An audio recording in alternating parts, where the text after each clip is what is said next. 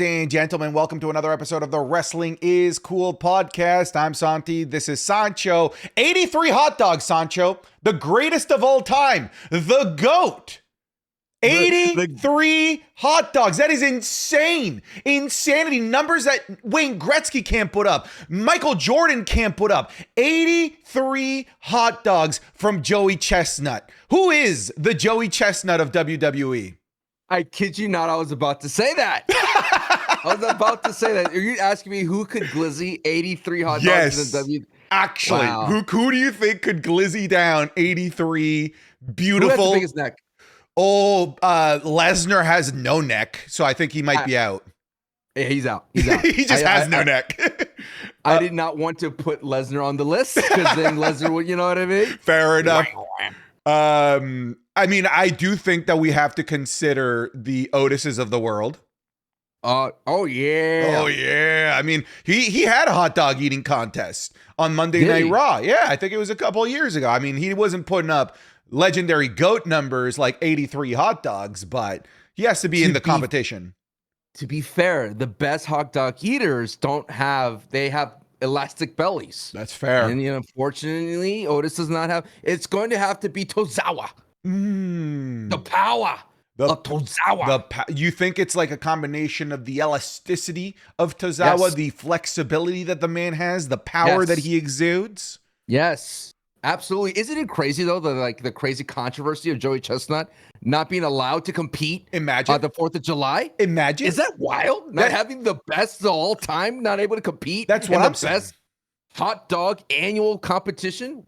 Yeah. Crazy. Yeah, and the winner, you're not the winner. You're a fraud. You're not. That's right. Asterisk. Ass tricks, multiple of them. No one sees you as the champ. All right. The champ then went on Netflix and put up legendary numbers. 83 dogs, brother.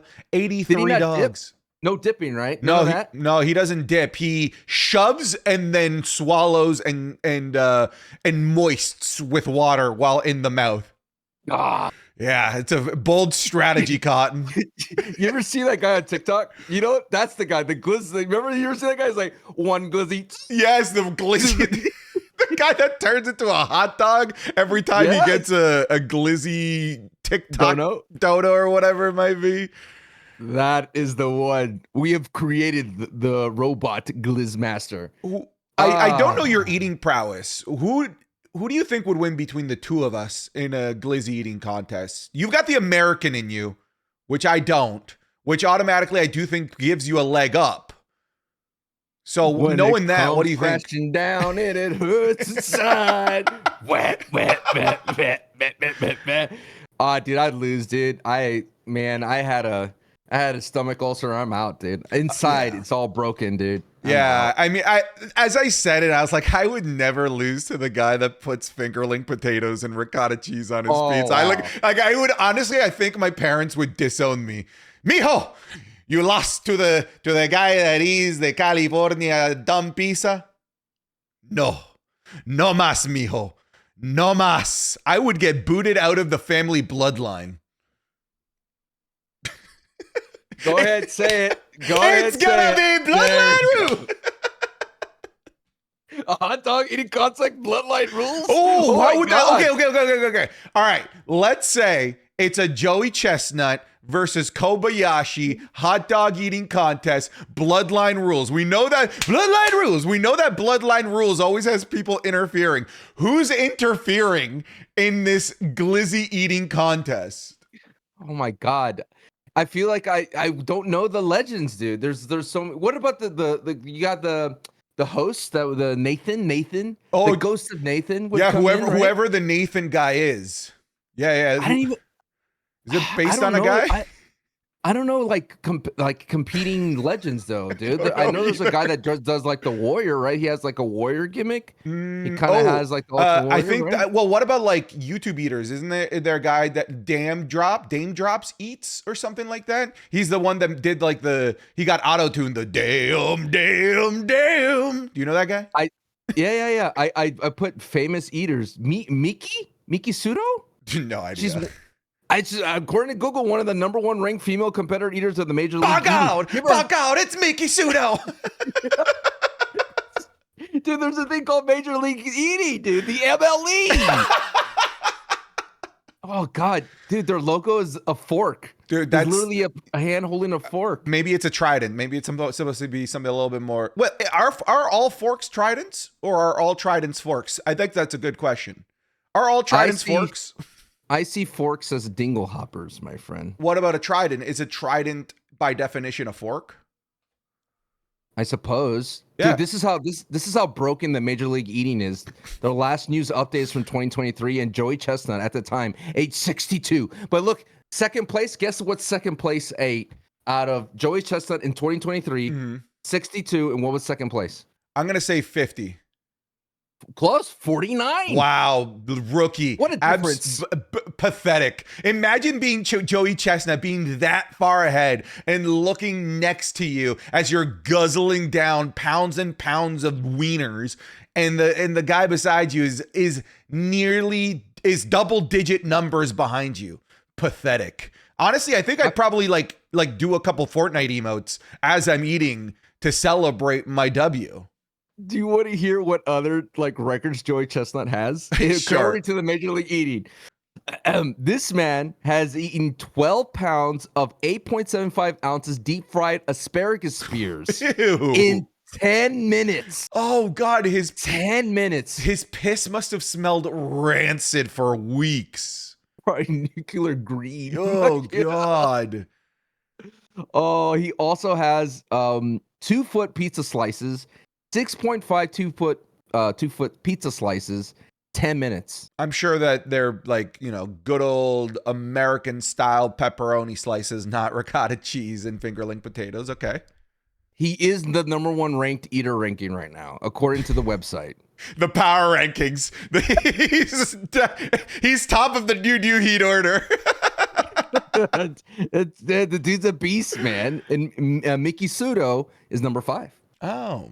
Well, folks, we might not be GOAT status like Joey Chestnut, but we are cool because this is Wrestling is Cool, the coolest podcast on the planet. You could be listening to this episode 3 days early over on Patreon, patreon.com/SantiZap. Not only will you get the podcast 3 days early, you will get 5 Wrestling is Cool Watch Club match-alongs. That is where we show you the match, we commentate over it, but you also get to vote on it. We also give you the Raw reviews. Every single Raw review that I do, I'm like, I'm going to keep it short. I'll keep it to 10 minutes. Turns out to be 30. All right, so it's a lot more content. The SmackDown reviews are over there. The Royal Rumble in reviews are happening over there, where Sancho is going through every major Rumble in the history of the WWE from 1992 on, and ranking them as he watches them. How's that going? It's going great, man. It's fun to go dip into the old era of wrestling and to see old Bloodline members, to see because what I feel is the Royal Rumble is a great way to dip into the timeline to see what everybody was doing, who's over, who's being pushed, who's the heel at the time. You get a nice little appetizer to what was going on at that time frame, and to see what was the fallout, what was the result. We just went through 93, right?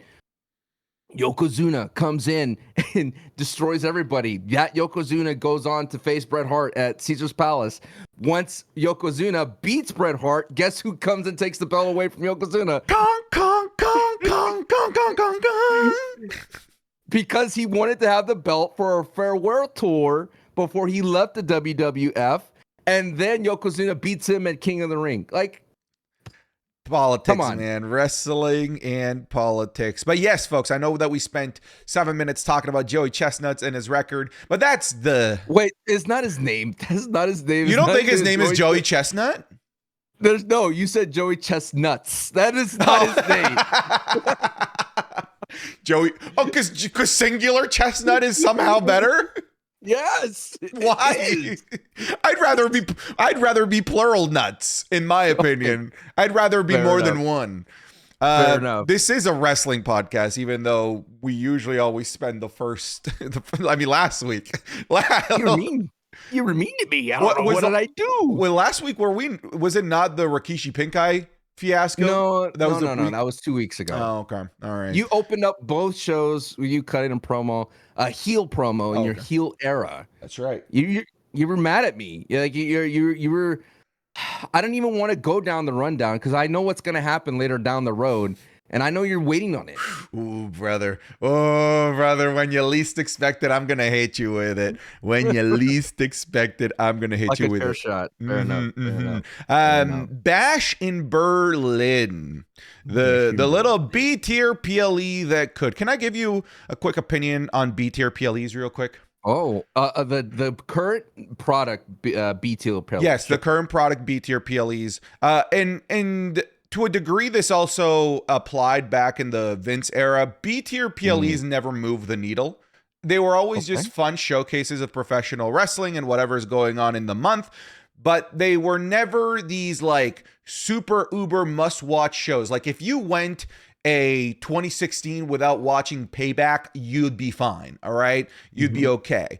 And I think in today's landscape, it's the same. I feel like if you were to miss Bash in Berlin, Backlash, Clash at the Castle, like a lot of these B tier shows, you'd be fine. I love what the WWE is doing, though. I do believe that by going to these international audiences, they are making them must watch, because these international audiences are turning these predictable B tier PLEs that aren't needle movers and making them into really, really fun afternoons where like you want to see what the crowd is like. The crowd noise and the chants and the singing elevates what is a predictable bout and turns it into like a special feeling affair. I believe that all of these B tier PLEs, the predictable shows, send them out into the international ether to grow the brand of WWE even more across the world, while helping us explore new audiences and new fan bases that can elevate these B tier PLEs to feel like they are must watch. Because I feel like Bash in Berlin in the middle of South Bend, Indiana, wouldn't have hit very well. Do you think that this trend could last forever? Like this is it? This is the trend now going forward? I think so.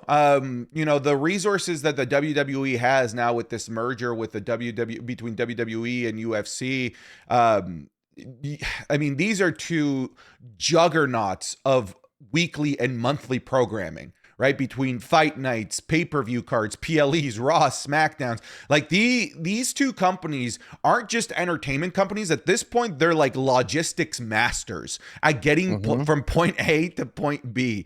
And really, like, I think at this point, they're competing with each other, which is such a beautiful position for both of them to be in.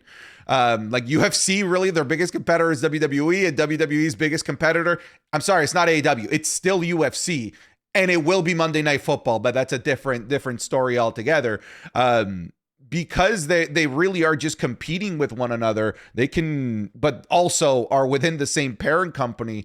They're just going to use each other's resources and expertise at growing each individual brand worldwide, like UFC has and WWE has. I think they absolutely have the logistics for it, and I do think that they've got the people power to be able to pull this off on a fairly regular basis, whether it's 4 to 5 times a year. It reminds me of basketball. Like, you remember, like in the kind of early '90s, they started making more pushes towards international, and now basketball is more of an international game versus just the United States. Yeah. So, do you think that this PLE movement to international is going to hurt the American crowd, though? No way, because you don't think so? No, I don't think so, because these shows are still scheduled with an American crowd in mind, in pretty much every single regard. Obviously, commentary still predominantly English. They've got like the individual commentators and whatnot, but like a show in Berlin, the production and how it looks is still identical to what American audiences are used to. There's no change in the product aside from the environment that it's in because of the crowd.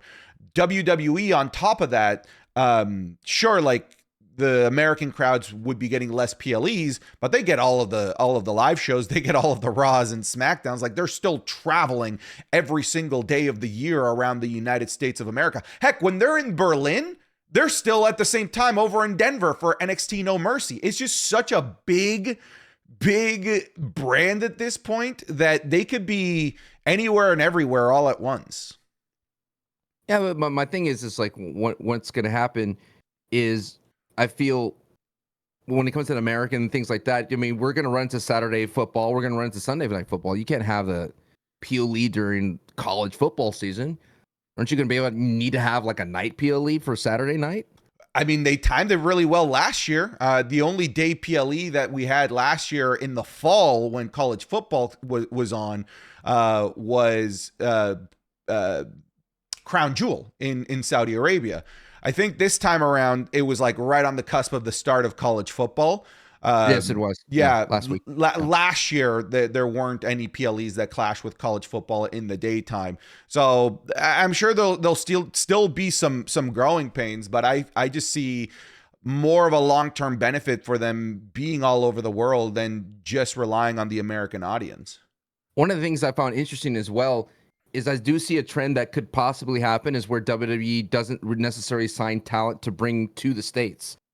I mean, think about it. They had Nakamura signed, they re-signed him, and they kept him in Japan during that tour. So it's going to be interesting to see if they keep wrestlers on the roster, not necessarily just to be, main eventers or B card, mid card on television or even on PLEs. They keep them around for house shows.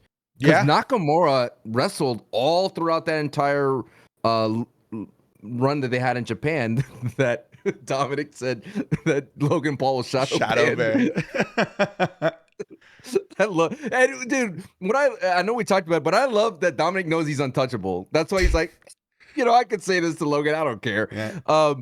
But yeah, I do that. It's going to be interesting if they continue to build up the rosters like the international basketball, where they have like a Yao Ming-esque in China. They have, it's so interesting. I wish they kind of kept Jinder Mahal to keep growing that brand, maybe Mustafa Ali to grow that kind of thing. And just when they're in that area, just utilize their talents. But bottom line, I think it's going to be interesting that it takes a certain kind of wrestler to be like, I'm cool working a regional territory versus being a superstar in the national or worldwide level. And I think that's why Nakamura, we haven't seen Nakamura, because Nakamura is cool with being a regional talent for now until his number is called, because we know Nakamura can go. Yeah, no, 100%. Overall, I think it's a good move to be in these different markets. I think it's an interesting conversation to be had about talent that's mostly used predominantly for those live shows, house shows, whatever it is that you want to call them. I would imagine that most of them are probably okay with it until, because I think they get paid the same, brother. I don't think it changes. I don't think it changes whether they're on TV or not. I'm sure like merch sales probably takes a dip when you're not on TV, but I think that your regular pay stays the same. So like if I'm Nakamura, it's like, okay, I mean, like wherever you need me, boss. Dude, if I was Bailey, I would move to European. She gets like elevated to like a whole other level in Europe, and they love her over there. They absolutely adore Bailey. I have a quick question. Yeah. While we were still on the subject, what has been the best chant from the European crowd? I would give what is it? I still say it's Bailey's chant. That's the best one. But you're gonna go with AJ Styles. Oh right? My God, brother! Come on, dude! It forced us to learn French. Il est vraiment phénomène. La la la la la la la. It's that, brother. It's that. There's something endearing about Bailey's. Hey, Bailey. Ooh. It's good. It's good. No. I mean that right now, because I just noticed is like Cody Rhodes now has one. It's Cody Rhodes. Cody Rhodes. Yes. Cody Rhodes. Like that's a solid one. I was surprised Gunther didn't really have one. I mean, they had one where, because someone in my chat during the live event was telling me like what are they saying, which I was very thankful for. So shout out to them. But they were like, they're saying hit him in the face, which is I guess a common German soccer chant. But so there's so many different chants. Or another one was like Berlin is beautiful, which is they were explaining to me was during their kind of soccer or football season is like that's what you want to go. You want to end up in Berlin because that's where the finals are, and Berlin is beautiful. So there's so many interesting things, and shouts to that Berlin crowd. They weren't overdoing it, they were right at that right line of dancing in. And I feel, I think that's what we have to get used to. I think Americans have to understand that this is the way they experience wrestling. And I still don't think Americans, we don't have to do that. We have our own thing, Yeah, you guys have what? What? Yeah, hi, mate. We got our old thing, brother. You know what our chant is? Always USA. I'll Canada's the same. You guys don't do squat extra. no, we don't do for them. anything, man. You don't do any. You know what? Canada dropped the ball when the PLE was in Money in the Bank. It was so bad. It was that cringe. was bad. Yeah. Man, Toronto used to be a hotbed, but now our hotbed is Montreal. Montreal. That's always an awesome crowd. Do you feel that the WWE recognized that we are going to save important, like big canon events for like Chicago? Like, it feels like everything big happens in Chicago. I think canon events now are just like big four. I really think that that's what the canon events are. I mean, just look at that build up to SummerSlam, man. It was just a lot of incremental little moments, clearly building up to all of the big payoffs, right? The incremental moments of LA Knight getting his chance, his opportunity, climbing up the mountain. Finally, SummerSlam, you get the US Championship. You get obviously both the King and the Queen of the Ring winners, which by default just kind of have this natural progression to SummerSlam because of that start of the road to SummerSlam with King and Queen of the Ring.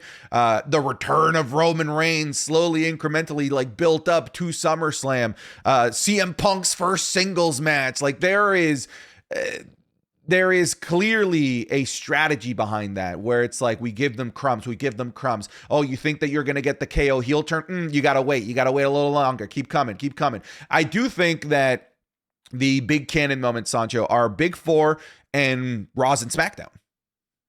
Well, what cities are the hotbed for the United States then? Like Chicago has been a notoriously best city. New York. Yes. I would say is another. Yeah, both Madison Square Garden and whatever the Barclays Center. Arena, whatever. Yeah, whatever. Barclays. Oh yeah, and you're talking about in that area. In Brooklyn. Yeah, that's a good one. I would definitely say Florida. Yeah, Orlando. I wouldn't say. Yeah, respectfully, I wouldn't say anything West Coast. No. LA. No. No, I wouldn't say anything West Coast. I don't think Texas. I think Texas wants to be, but it's not there yet. I think they don't go enough times to Texas. Me living here, hasn't been a lot of events here. There's been a couple, but there's not a lot of like live events touring through here. As much as I remember in the 90s, I feel like the 90s there were a lot of times because of Stone Cold. They were always here in Texas.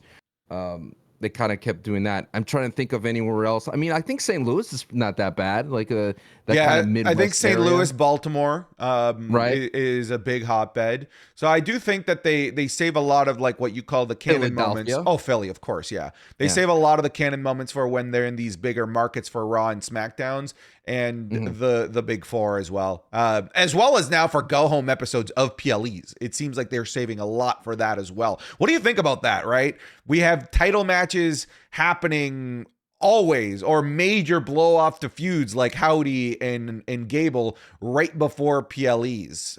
How do you feel? We talked about it. It's a double dip. Okay, it is a bit of a double dip. Yeah. Yeah, it's a double dip. It's smart. It's the way to kind of siphon the city for more money. Yes. And it's a great way to, hey, if you want us to be here, we're going to have 4 major events. It's not just going to be the Royal Rumble. It's going to be the NXT, SmackDown, Monday Night Raw. All will be in your area, and it's going to benefit your state. Yeah, so it's the whole weekend experience.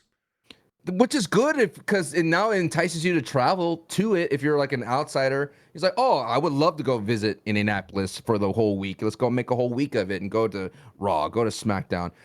I always say that once it comes to when you're going more to the same event, the same venue, it's you better have that energy because it takes a lot out of you just to go back into the venue after you would go, I was just here yesterday. What am I doing with my life? Yes. Oh man, I would feel that like whenever WWE would do like a Toronto thing where they would do NXT Black and Gold on Saturday, and then like Survivor Series or SummerSlam the next night, and then the Raw after, and then the Friday Night SmackDown before. I'd go to all of it, and we're gassed after NXT because it was so good. Because NXT would just like siphon all of your energy with how good it was back then, that the crowd would always be quiet for Survivor Series or SummerSlam.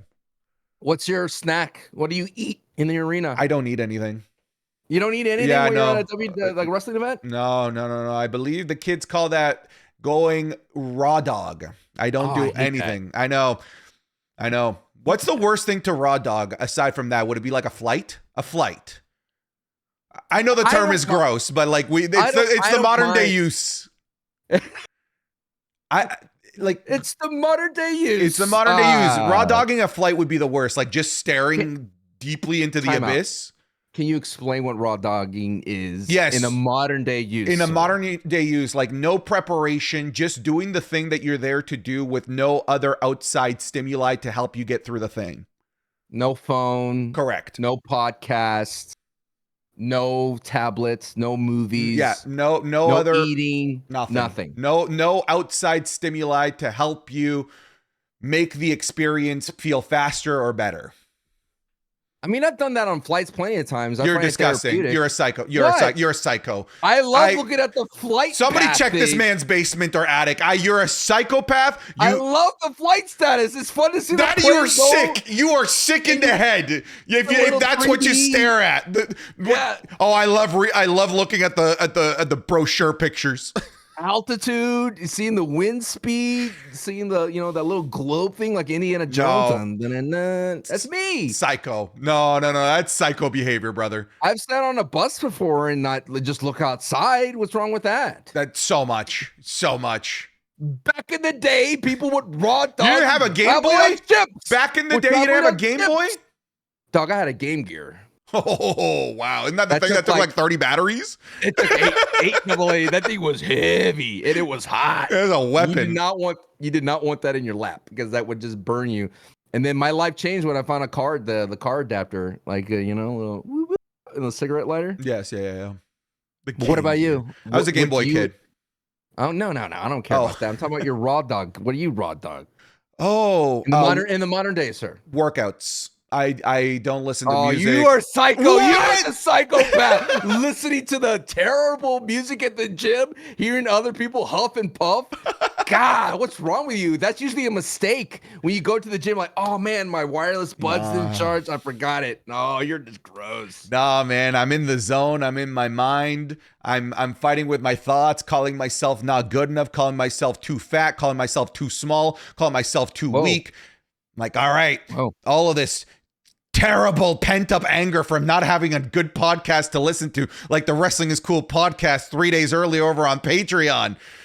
Pent-up anger turns into heavy weightlifting.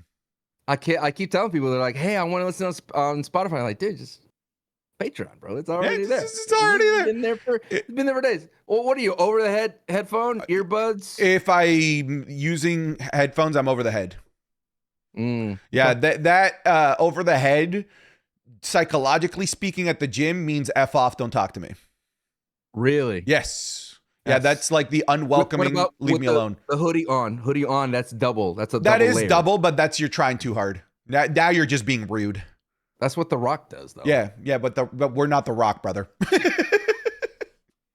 I heard that there's a level up of gear when it comes to shirts. Like the bigger you get, the less shirt you have on. Like it's like you go from regular t-shirts and then now you're to like a tank top, and then the tank top gets skinnier. Yeah, you just get right. Yeah, I went through that and then I realized I'd rather just wear shirts, brother. Okay. Yeah, it's true. Like you just like want to show the gains more and more. And I was definitely like that in the late teens and in my 20s, but now I'm like, man, like I'm just gonna wear a shirt, brother. I'm so sick and tired of ruining good shirts by cutting them, because like they don't sell them like that. You cut them. Really? Yeah, you cut them. like the skinny tank top is the one I always Yeah, there's some skinny tank tops like that, but like for the most part, these gym bros are cutting their own shirts.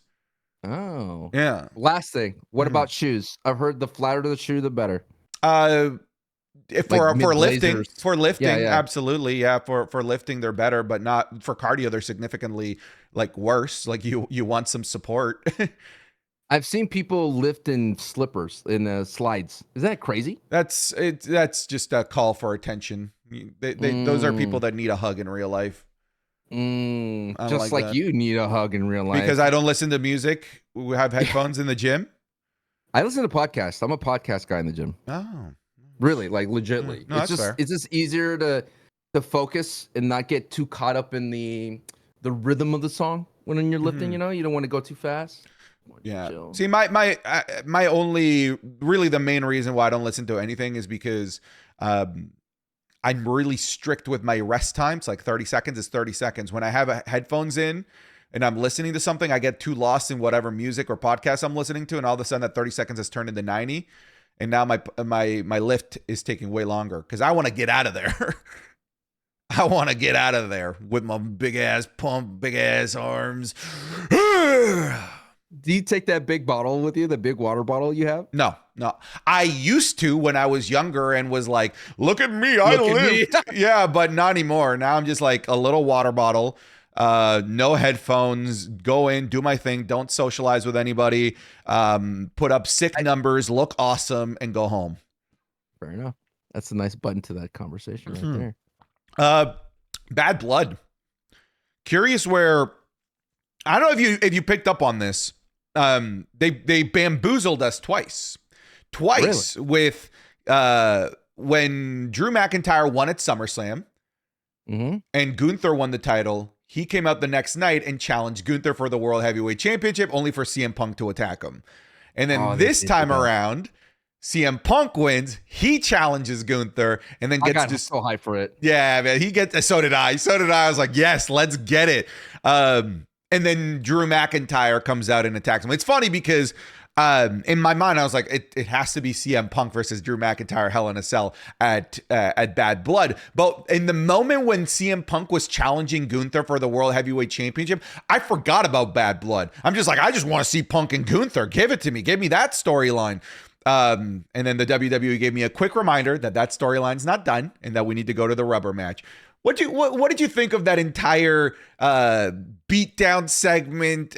Drew McIntyre coming back, a la Braun Strowman to flip the ambulance, but not quite. And what about the prospect of CM Punk going after the World Heavyweight Championship? How exciting is that to you?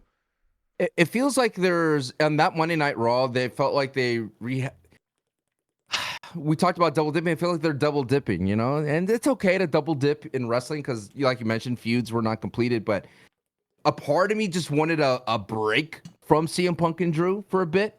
I wanted a more of a bigger break between Sami and Gunther, a break between Pete Dunne and Sheamus, because it feels as if it reminds me of soap operas, and I know that's a common denominator between wrestling and soap opera, where soap operas would do the same baby steps or the same storyline beat again, just in case you missed it prior weeks. So they keep repeating it over and over again to make sure you understand that this is a feud that's going to be blown off later on at PLE. Right. So that was my only thing about it. I was like, all right, dude, CM Punk Gunther. Yes. I forget how this is what makes the big signing of CM Punk matter, a year removed from being fired from AEW, by the way. And I'm like, yes, look at all these dream matches that he hasn't had yet. All these different kind of superstars and different styles that he could elevate, that he could push a young talent in their eyes, Gunther, to the next level after beating Randy Orton. I was like, which I did call that he was going to kick out clean out of the RKO. Did I not, Santi? You did. You called that, yes. Thank you. I hope you thought of me in that moment. I did. I was exclusively thinking of you in that moment. Thank you. I appreciate it. Now, I want you to think of me when you're raw dogging while you're working out, please. That'd be amazing if you do that. Thank you so much, sir. So, yes, the rehashing of the feud, and I kind of was a downer on it, and I was over it for a bit. And then when they brought out the bracelet, I was like, oh, no, not this thing again. When I did notice it was a different black band versus the white rubber elastic band. So I'm like, that's not the same bracelet. But anyway, that's a stunt bracelet. It didn't fit Drew's hand. You notice he tried to put it on and he couldn't put it on. So he took it off and then he just looked at it and then he broke it. But that bracelet had a family. Oh my God. I'm so happy that they broke it and it's the next step that's moving forward a little bit. But no, dude, it just made me want CM Punk versus other people more. Like I'm okay with what Drew happened, but you're right. It needs to have that third match in terms of the way it goes. But I'm tired of seeing some of these guys mix and mingle. I like when Jey Uso leaves his other stuff and he takes a break from that. Now he's with the Judgment Day and it's a little bit fun. It's refreshing. And I just want more of that. Like, I don't want LA Knight going against Legado again. I don't want that anymore. Legado. Love that theme, man. It's a good theme. Okay. What about the other aspects of Bad Blood that might be around the corner? It's interesting because I don't know if Bad Blood is going to have Cody Rhodes versus Solo Sikoa or Cody Rhodes versus Kevin Owens. Cody Rhodes. Because we have a major episode of SmackDown where I'm actually expecting Cody Rhodes to defend the first episode of SmackDown in USA on September 13th before Bad Blood. I think he defends against one of those two there. Let's just say, for build-up sake that it's against Solo Sikoa at Bad Blood. Does that entice you? We've already seen Bloodline rules. Sure. The way they're kind of Cody Rhodes has been staking out the arena for God knows how many months. Remember those commercials? That's true. Yeah. He's just sitting out there, which I find interesting is they're trying to make Cody Rhodes relatable. They're trying to make him like he's a cooler wrestler than you think he is. I don't know, man. Like, that's what I mean. It's like, do we just take because I feel like Cody Rhodes is still on random detours until we know the ending. So if it's going to be Solo Sikoa, there needs to be something major. Yes, the final boss, Mama Rhodes. There needs to be something major that happens. And I know it'd be bizarre to say, but if The Rock comes back at Bad Blood during Solo Sikoa versus, that's when we get the nugget that it's been The Rock. That's been the guy that's been the manipulator, the master puppet throughout the entire saga, and it happens at a United States B tier PLE. I think that says a lot for future United States PLEs to be different than international, because that'd be great. I feel like, oh, thank God, now we're on a trajectory. I know it's so far away from WrestleMania, but at least we get a nice little piece of candy that keeps us moving. Yeah, I mean, like, all the other PLEs, even Royal Rumble, Survivor Series is the only one that doesn't really have this like road to it. Like Royal Rumble is, it's not long, it's a month, but it's like the buildup of everybody trying to qualify for the Royal Rumble, the speculation of like, oh, who's going to win the Rumbles, yada, yada, yada. SummerSlam announcing. Announcing I'm going to be in the Rumble. Yeah, right. The matches for who's coming out first or 30th or whatever. Yeah. WrestleMania obviously has the road to WrestleMania, and SummerSlam's now trying to create that with King and Queen of the Ring. Survivor Series is the only kind of like major outlier where it doesn't feel like there is hype ever. Like actually like leading into Survivor Series. It just sort of feels like a regular PLE cycle. For a big four. That's where it kind of falters in terms of like feeling super hype. Maybe Bad Blood is the start of it. Maybe something at Bad Blood is such an incendiary moment that it starts that major buildup to Survivor Series, which at that point would be nearly 2 months removed from Bad Blood because it's at the end of November. Bad Blood, start of October. Basically, you have Cody versus Solo. Solo brings out Jacob Fatu against Cody. Roman comes out, and then it's like he takes out Jacob Fatu maybe at that moment, and then The Rock comes out and comes in again and does what he does best. Would you want The Rock to ruins whatever storyline's happening? He gives a quick hug to Cody Rhodes again. You're out, brother. Dude, how would you react? How would you react like in real world scenarios if, like, for example, let's say this podcast, all right? I'm just doing this podcast here with you, and then all of a sudden the final boss's music hits, The Rock appears behind you, he daps you up, hugs you, and then asks you to leave. And then all of a sudden I'm hosting with The Rock. What would you do? Would you leave the room? Would you stand in the corner? Would you accept the final boss kicking you off your own podcast? I don't remember. It's like prima nocta with The Rock. he's just coming in at all inopportune times to take the thunder. Oh man, now I'm just picturing all these hilarious moments. I'm at the altar about to get married. He daps up my future wife, takes her spot. Now I'm forced to marry The Rock. It's prima nocta, man. Damn it. He's gonna come in. It's the final boss. Final boss. I'm excited actually just for the prospect of The Rock returning. It's so alluring to even think about that. It's Georgia. It's an old school wrestling hotbed that needs to be rejuvenated. And what a better way to do it with the Rhodes family member and The Rock. Okay, question. What main events? Punk, Drew, Hell in a Cell, or whatever Cody Rhodes does? It has to be Cody. Cody hasn't main evented a PLE in a while, right? SummerSlam, I mean, dude. I'm talking about like a B tier PLE. He's always been starting off the Money in the Bank PLE. But yeah, I don't see that. I don't see that as B tier. I'm giving you answers, and you're like, yes, I know, but I know people in the comments are like, oh, I was like, dude, Santi's like a savant. This dude remembers everything. but I'm talking about like a memorable main event at a PLE. He's always starting off the beginning. France and Berlin. He's always starting off. He needs to main event one. He main evented France. I'm sorry. He didn't main event France. Yes, I thought it was. God, I hate you. He didn't main event Glasgow. He That's what I mean. Yeah. That's what it was. Clash. Yeah. Clash. Didn't main event Berlin. So like 2 of like the so many that there's been. Everybody criticizes Cody Rhodes for anything that he does. If he doesn't main event a show, it's because he's not the best. I know. Which is stupid. It is stupid. The only reason you want Punk and Drew to go over Cody Rhodes, the undisputed champion, yes. thus for lowering the status of the belt even more. Mostly, just hear me out. Mostly to protect what Bad Blood is supposed to be. If you look at every Bad Blood in the history of Bad Blood, it's been main evented by the Hell in a Cell match. Every single one. Every single Bad Blood.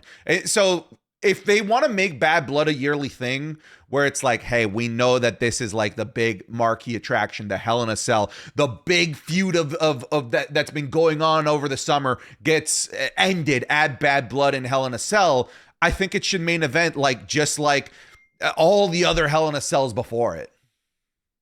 You're telling me Cody and Solo Sikoa is not a bigger feud than Drew and Punk? No, I am saying that. In the grand scheme of the entire Bloodline saga. I am saying that, yes, because Solo Sikoa is a stepping stone to 2 bigger names in Roman Reigns in the final boss. And those bigger names show up. If they show up, I mean, like, it's a foregone conclusion that you have to have that main event. But all I can go off of is comparing apples and apples here. A match between Cody Rhodes and Solo Sikoa versus a Hell in a Cell match, the blow-off feud, the rubber match between 2 of the biggest names in the industry, and Punk and McIntyre. I'm going to take this as the main event. This is the same thing you did for SummerSlam. You were like, if Roman's going to come back, sure, Cody's going to main event with Solo Sikoa. It's the same was thing. Was I right? Yes, I mean that's the most obvious prediction. Yeah, but I know. I'm saying that you can't not. So in your SummerSlam, you would not have Cody Rhodes main event in your SummerSlam. With like if I had no inkling that Roman was coming back, like if Roman was nowhere near part of the equation here, I might have had Gunther and Damian Priest main event. Ew. Yeah, well, no, okay, hang on. No, not ew. Like, people say ew when the Royal Rumble winner doesn't main event. That should main event. Exactly. So why wouldn't we put that same respect on the King of the Ring winner earning that main event? See, you're not thinking long vision, all right? I'm thinking long term. If we're trying to create this road to SummerSlam, have the King of the Ring winner be the main event. Make the King of the Ring feel super uber special by guaranteeing him that SummerSlam main event and making it feel like a WrestleMania main event. No, that's the problem. Your undisputed championship belt is suffering, man. But why can't why can't the World Heavyweight Championship prosper? Why? Someone came into my chat and goes, "Did Cody wrestle already?" I was like, "Yeah, he was first." And they're like, "What? Really? I missed Cody and KO?" It's the same thing. You're making Cody go first, and you're gonna take away his thunder. It's not taking away thunder, man. Like you said, he is in side quest mode. This is not the main course. The belt shouldn't be in side quest mode. The belt should never be in side quest mode. But it is. It's a side quest because it's not prioritized as if it's the biggest prize right now, because the biggest prize was held by Roman. Roman was never around and always on a side quest. And when he showed up, he always main evented. Because when he showed up, it came back to the main quest every single time. Because he was the main quest. What popular feud was happening during Roman Reigns' reign, it always was moved to the secondary or the third slot. It never was a main, like nothing overtook Roman. So my question to you is, why isn't Cody, in your eyes, not given that main event spot every time a PLE happens? Sure. Even if it's an international, even if he did main event France, even if he did main event SummerSlam, why is he not main eventing every single PLE? Oh, if it doesn't deserve to be the main event, then it shouldn't be the main event. Like, you really believe that the feud between Cody Rhodes and Kevin Owens, like, we're best friends. You've been losing for 7 years in a row. Here's a championship match. I don't want it. No, please have it. Yeah, that's main event worthy? Come on. I think the belt is main event worthy no matter what. That's a slippery slope, brother. That is a slippery slope to say that the belt is main event no matter what. Well, I mean, you could have various, like, very pointed arguments. When was it Taker versus Punk? That did not main event, and then what happened afterwards? No one really remembers, right? John Cena, The Rock. What do you mean no one remembers? It's literally Cena and Rock, brother. I'm trying to tell you what you're saying, like main eventing the secondary types of the shows when it's not the belt. Remember when was it? Was it Miz and John Cena, right? Sure. Was it that the main event? Yes, it was the main event. Was that the best match? Was that the best match at Mania? No. That's what I was trying to say. Yeah, but I'm not arguing best match. Best match available should be the main event. Correct. But the feud, you're saying that the feud, you in your eyes, Solo versus Cody is not a good match. I never said that. I'm saying it's not as hype of a feud and as worthy of the main event spot as the blow-off match of CM Punk versus Drew McIntyre in a Hell in a Cell at Bad Blood, the show that's known for Hell in a Cells. That is literally just my argument. I think we might have we tried to make it a little bit bigger than it was. I'm literally just talking about Bad Blood. Like, I could absolutely change my tune for Crown Jewel, the next PLE. It's like, okay, yeah, like, by default, Cody Rhodes, this is the biggest match. This is the biggest name. It's just, I think that this is an interesting perfect storm where unless Cody Rhodes is doing a main plot thing, I think you got to go with something else here. Oh, that's where we lie differently. I think Solo is a main plot. He's part of it. He's a subplot of the main He's plot. A mini boss. You know he's a mini boss. He is not the final boss. I still think that people are undercutting the work that Solo is doing, though. He is doing good work. Sure. Like, he is doing his best work that he's ever had on the main roster. Sure. Okay. And I think that if you keep taking the main, if he's fighting the undisputed champion, it should be main event consideration. You want to know how I would put it in the main event? Because again, this is just such a big part of my argument on my end, and I don't want to be hypocritical about it. If they put Cody Rhodes and Solo Sikoa in a Hell in a Cell match, main evented. I just look at Bad Blood and the history of it. And you're a historical guy. Yeah, I am a history connoisseur. And Bad Blood has every single time been main evented by a Hell in a Cell match. Every single time, Sancho. Even when it was in your house, Bad Blood, Hell in a Cell match has main evented it. I just want to clear the air that you're not a Cody hater. I'm not a Cody hater. That's what I was picking up from you. No. That I understand, it's funny because people thought I was a Roman hater for like a week on Twitter. You're just a traditionalist.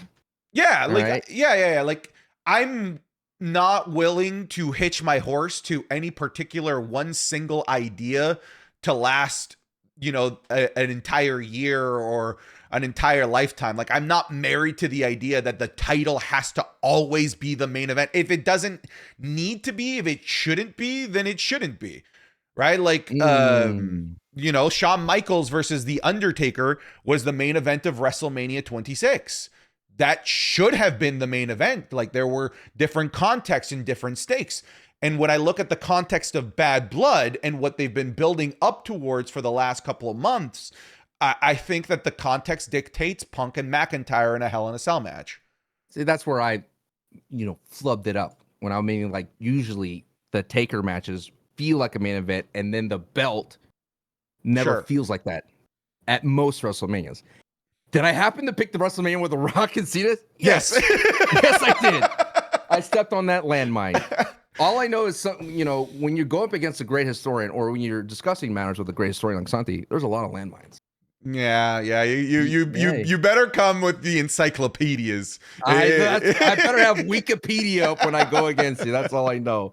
Because good Lord. And that's one thing is like, the comments that a lot of people, rightly so correct me and everything, and I do justifiably understand that it could be frustrating, but it's not easy sitting across from the desk from you where you're such a savant.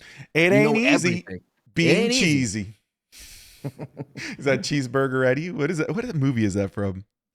It ain't easy. I think it's a commercial. No. It ain't easy being cheesy. It's a Terry Cheeto Crews commercial. Oh, is it a Cheeto commercial? Okay. It's a Cheeto commercial. I know it from the movie. Cheeto. I know it from a movie.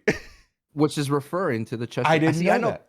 See, I'm a pop culture savant. You are a pop culture savant. You do pull you. out some cultural references that I'm like, damn, I don't know how you knew that. I just know Cheeseburger Eddie, where he always pulls out a cheeseburger whenever he hits a tackle, played by Terry Crews. I think it's The Longest Yard. It might be The Longest Yard. The one with Adam Sandler, the football movie. The football movie, is it a Gridiron Gang? No. I think it's The Longest Yard. It's the funny one. It's a remake of Burt Reynolds. Yes, the remake of Burt Reynolds. And Burt Reynolds is in it as a linebacker. Yes. R.I.P. Burt Reynolds. Joe Tessitore. Tessitore.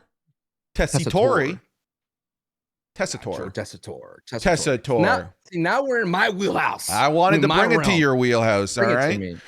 Joe Tessitore is now I don't actually know if he was the lead commentator of Monday Night Raw, because it sometimes felt like, and I'll give you my perspective as a fan, somebody that doesn't know the ins and outs of the world of commentating and narrating over things. Sancho, by the way, like, this is what he does professionally.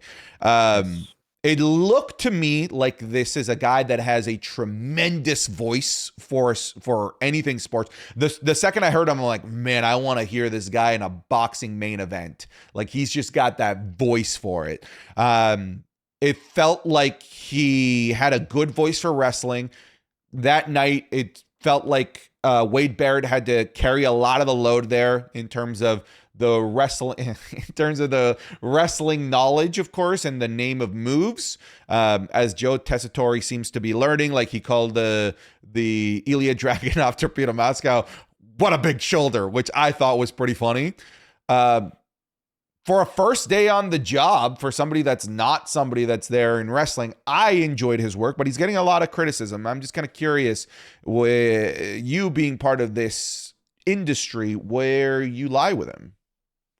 Yeah, just to add more, just to give you guys a more scope of what I do. I'm an esports caster. I've done a variety of different ones, all the battle royales you can think of. And so, I'm a little, did I go to school for casting? No, but most casters don't. I think as well is someone from Joe Tessitore, this dude's a pro. This dude has an instrument, and that's what, vocal people, their body is an instrument, and this guy can do it all. He hits all the low notes. He's very melodic with his speaking. He speaks clearly. He's not going to fumble on words. He's going to be the guy that could get you in and out of what we call in business throws. He's going to throw to a break. He's going to catch, like an introduction. He's going to have those moments where he's just going to nail everything, because this guy's done it all. He's done boxing, UFC. He's been all over the sports spectrum. And also, to add more to the scope of what I do, is I interviewed some of the best casters in the world. Kenny Albert, who's the same kind of guy like Joe Tessitore, who's cast every sport that you can think of. I had him for my Olympic show for the NBC, and I've interviewed Monica McNutt. I've interviewed another boxing commentator, Sean Porter. So there's so many different realms that I've learned, and I've asked them questions about my craft of casting. So I know where he's coming from. This guy is going to be someone that I think is going to develop into a great caster for wrestling, because he is set, dude. This dude is the model caster that you want, that you could tinker and make into a wrestling a commentator, right? For Kevin Patrick That dude's foundation was not as strong as Joe Tessitore. Kevin Patrick had a lot of fundamental issues that didn't help him as a caster and that limited him, especially with just his breath work and his way of speaking and his way of his mindfulness in terms of coming up with things organically. And that's where Joe Tessitore is going to have that craft, that right call, that beautiful, like perfect sentence, like when he said, south of heaven in the Rocky High Mountains, like that kind of stuff is like sports to a T, those clean calls. Where he's has issues with adjustments in terms of my criticism is that he comes from sports, right? And in a sportscaster, they say less is more in the sports world. When you come to casting, they say keep it simple. That doesn't necessarily work in wrestling all the time. If you look at the comparison between Michael Cole and Joe Tessitore, Michael Cole talks almost all the time. Like there's no silences in a cast between Corey Graves or Michael Cole or Wade Barrett and Michael Cole. It's a lot of words, information, storyline, beats thrown at you. Joe Tessitore, there was times where he was quiet because he was letting the action in the ring do its whatever. There was times during the Finn Balor match he didn't call Sling Blade, which is Michael Cole would always say, right? Sling Blade, right? Those kinds of hard-hitting actions. And Joe Tessitore, either with experience or he's choosing to lay out, didn't say anything. With time, he will get there. We're so used to Michael Cole saying, vintage Orton, right? We can even predict when he's going to say a call with Michael Cole because we've just been listening to him for years, and Michael Cole has fell into a lot of, what's the word looking for? Isms. Habits, right? He has those habits where he falls into them. So my thing about Joe Tessitore as well is I think people need to give him a chance because he's kind of like exploring. He has these lows, and when you're casting on a broadcast, you need to know where the lows are and where the ceiling goes so that you could build up to these moments. And the moments where up high, you need to reserve those for the major big moments, what I like to call a touchdown call. And Joe can nail those touchdown calls all day because he just knows how to hit them. Like the breaking of the bracelet, phenomenal work. Like that was peak Joe. And then the ending of the South of Heaven, when he knows his stuff, he knows his stuff. But the lows are when he's not adding anything to it, where he's just flat because he doesn't want to add anything to it. Because in his mind, it's not special. Like there was times where you're like, because he doesn't know, right? Because he's just not around the product. So when Sami Zayn came out to challenge Gunther, there was no hype behind it because there should be hype behind Sami coming out to challenge Gunther, and it just wasn't there. So the reason why he's so low on that is because he's trying to find where can I go up and where can I go down, and all that comes with times. Like what feud matters the most. And my also critique is he's calling people like they're athletes.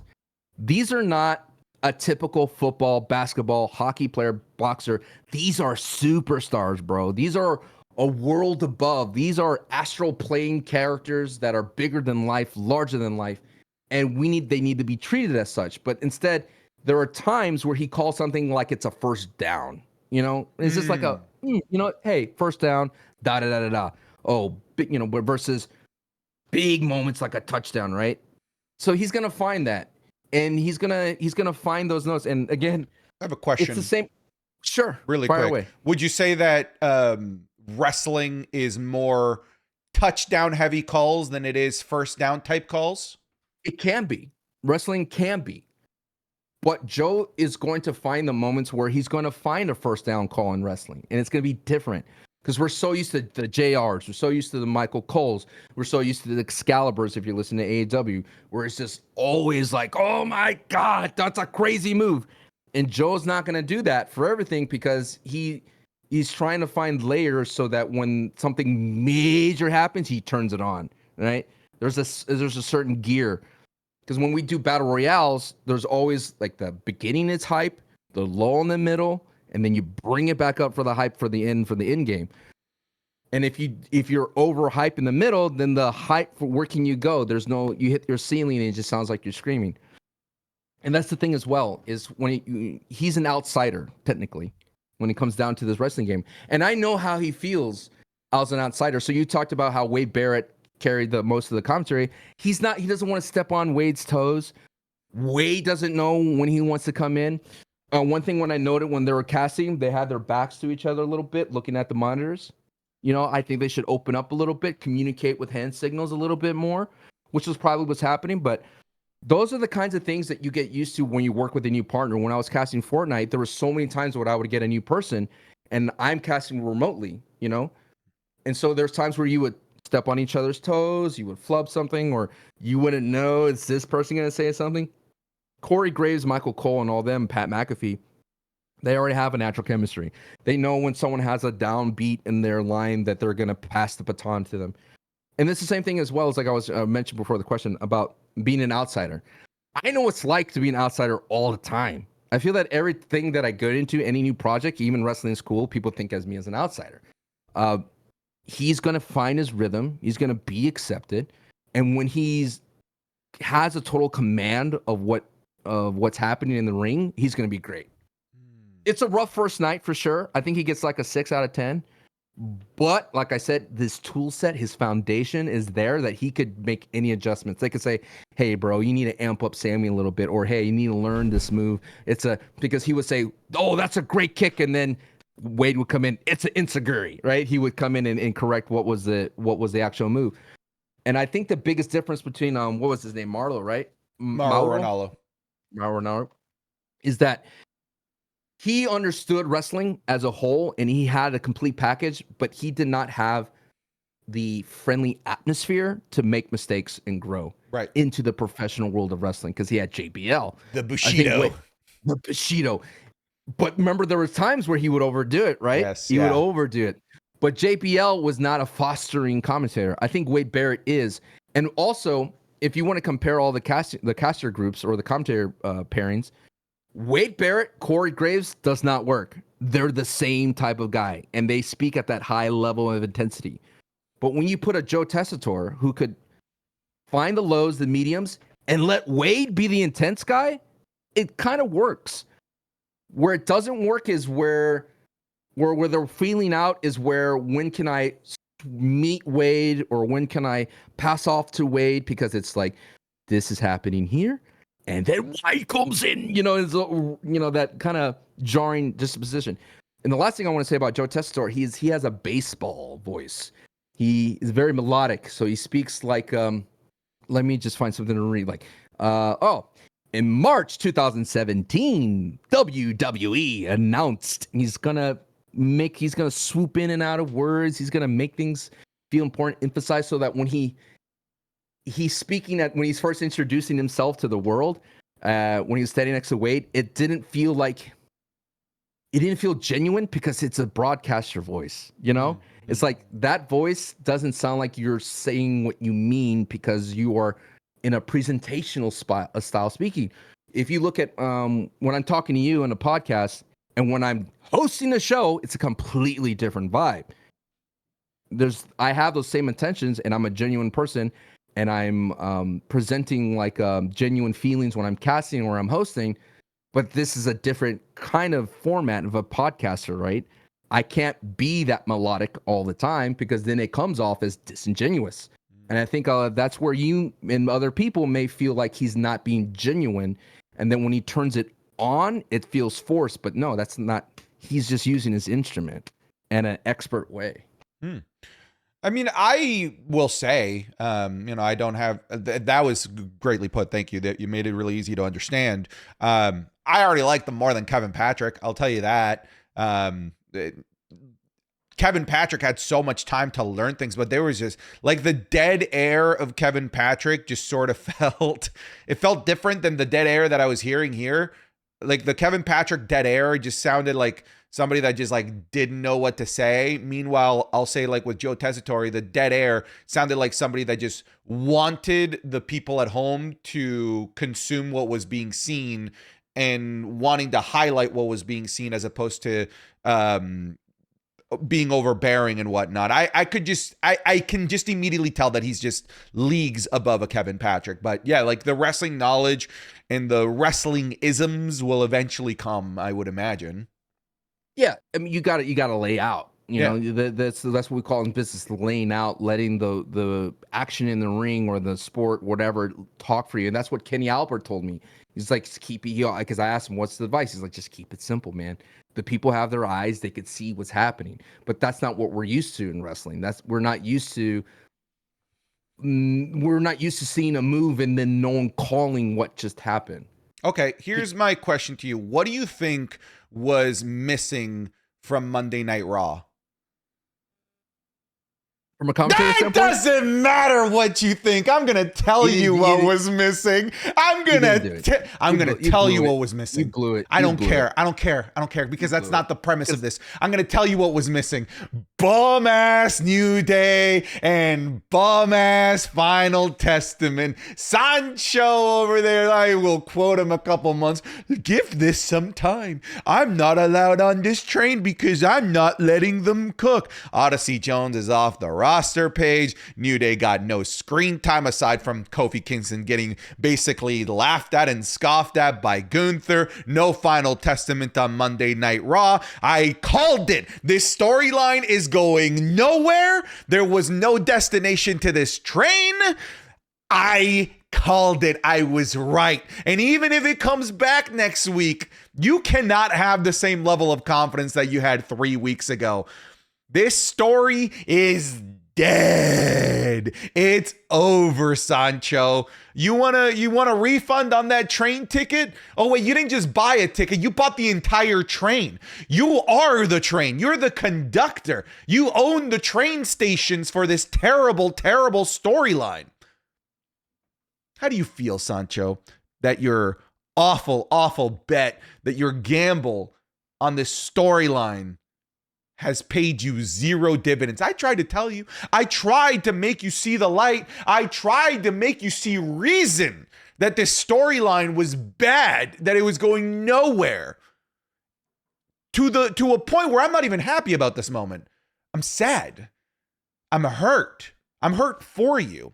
I don't like seeing you like this.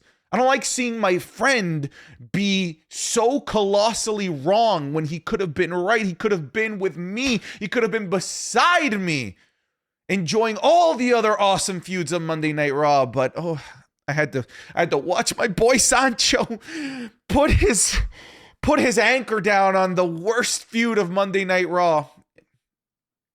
And now it's all come down in a fiery crash. There's 2 cups in my cup that I've been drinking out of the little one. Oh, brother. You know what? I got diamond hands. I'm not letting go He's of anything. I'm all in. That's right. You think I'm out because Odyssey Jones is out? No. Look at me when I'm talking to you.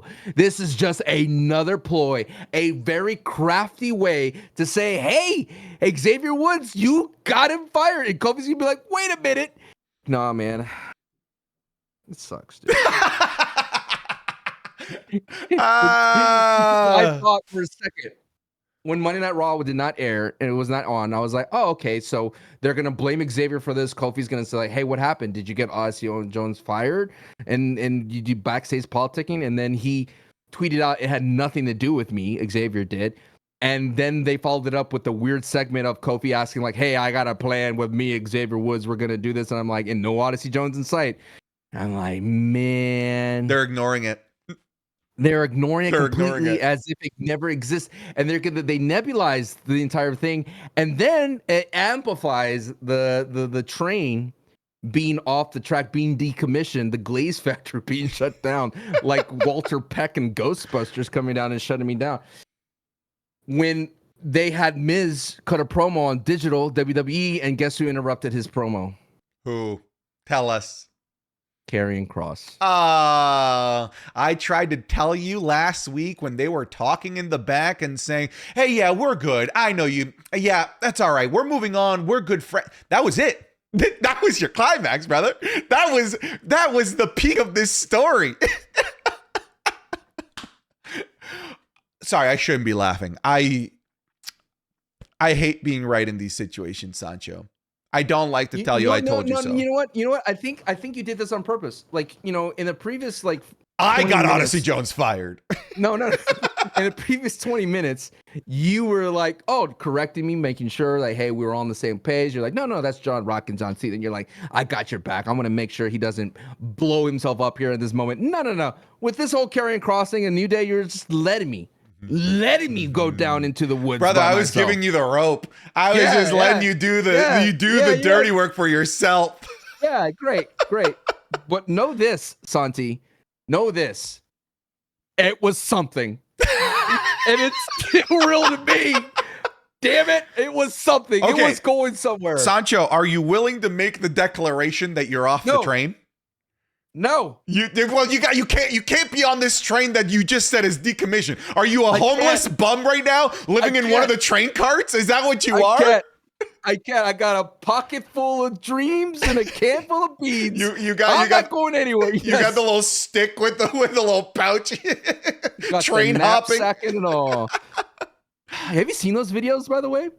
What? Those YouTube videos of people actually train hopping? Yes. Yeah, they're cool. Isn't it crazy? Dude, I've seen this guy go full stealth, Metal Gear Solid.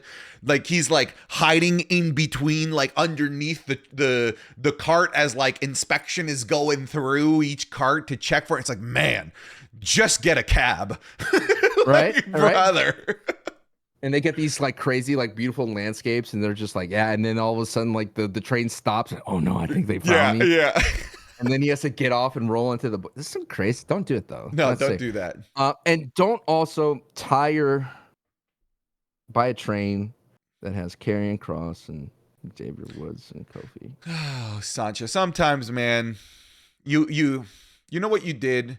You played a bad hand of blackjack and you stuck with it. You kept doubling down.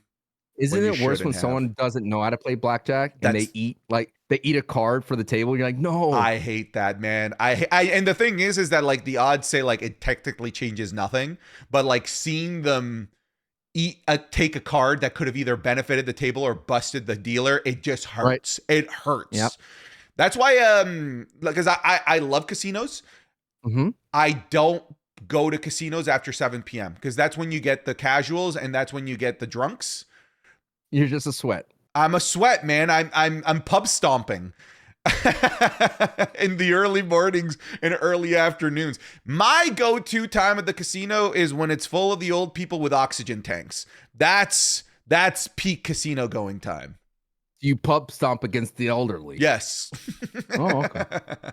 Are you gonna play the new Call of Duty Black Ops? Yeah, I'm going to. Oh, why do you sound like it's like so like your old ex? Because man, because it is an old ex. And I go through this every year. Call of Duty is a harlot. She puts her succubus fangs into me and I'm like, no, please don't do this to me again. Oh, Santi, buy the deluxe edition for $120 so that you can get some extra COD points so that we can move you up in the battle pass. Oh, fine. All right. And I buy it and then 2 weeks later I'm like, oh, I'm done with this.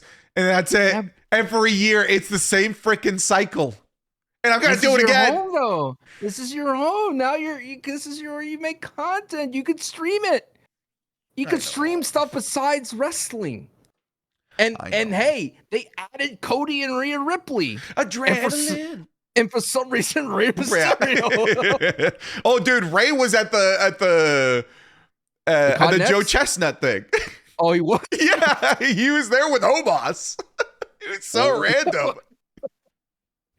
Wow, he was there with supporting his own son, dude. Disgusting. What a deadbeat. I wanted to ask you and talk about Sami Zayn coming after Gunther. Let me give you just like kind of like some quick thoughts here. I think this is smart. I think it's smart to have. Hang on. Don't give me that face of disgust. All right. You are on like a 3-week timeout of not being allowed to give me that disgust face because of how wrong you were about the New Day and Final Testament. I want nothing but smiles and yes, sir. Yes, sir. Yes, sir. All right. I need nothing but unhindered support from you because I was right. Okay, but actually, Sami Zayn versus Gunther, I think is a good call. Stop smiling.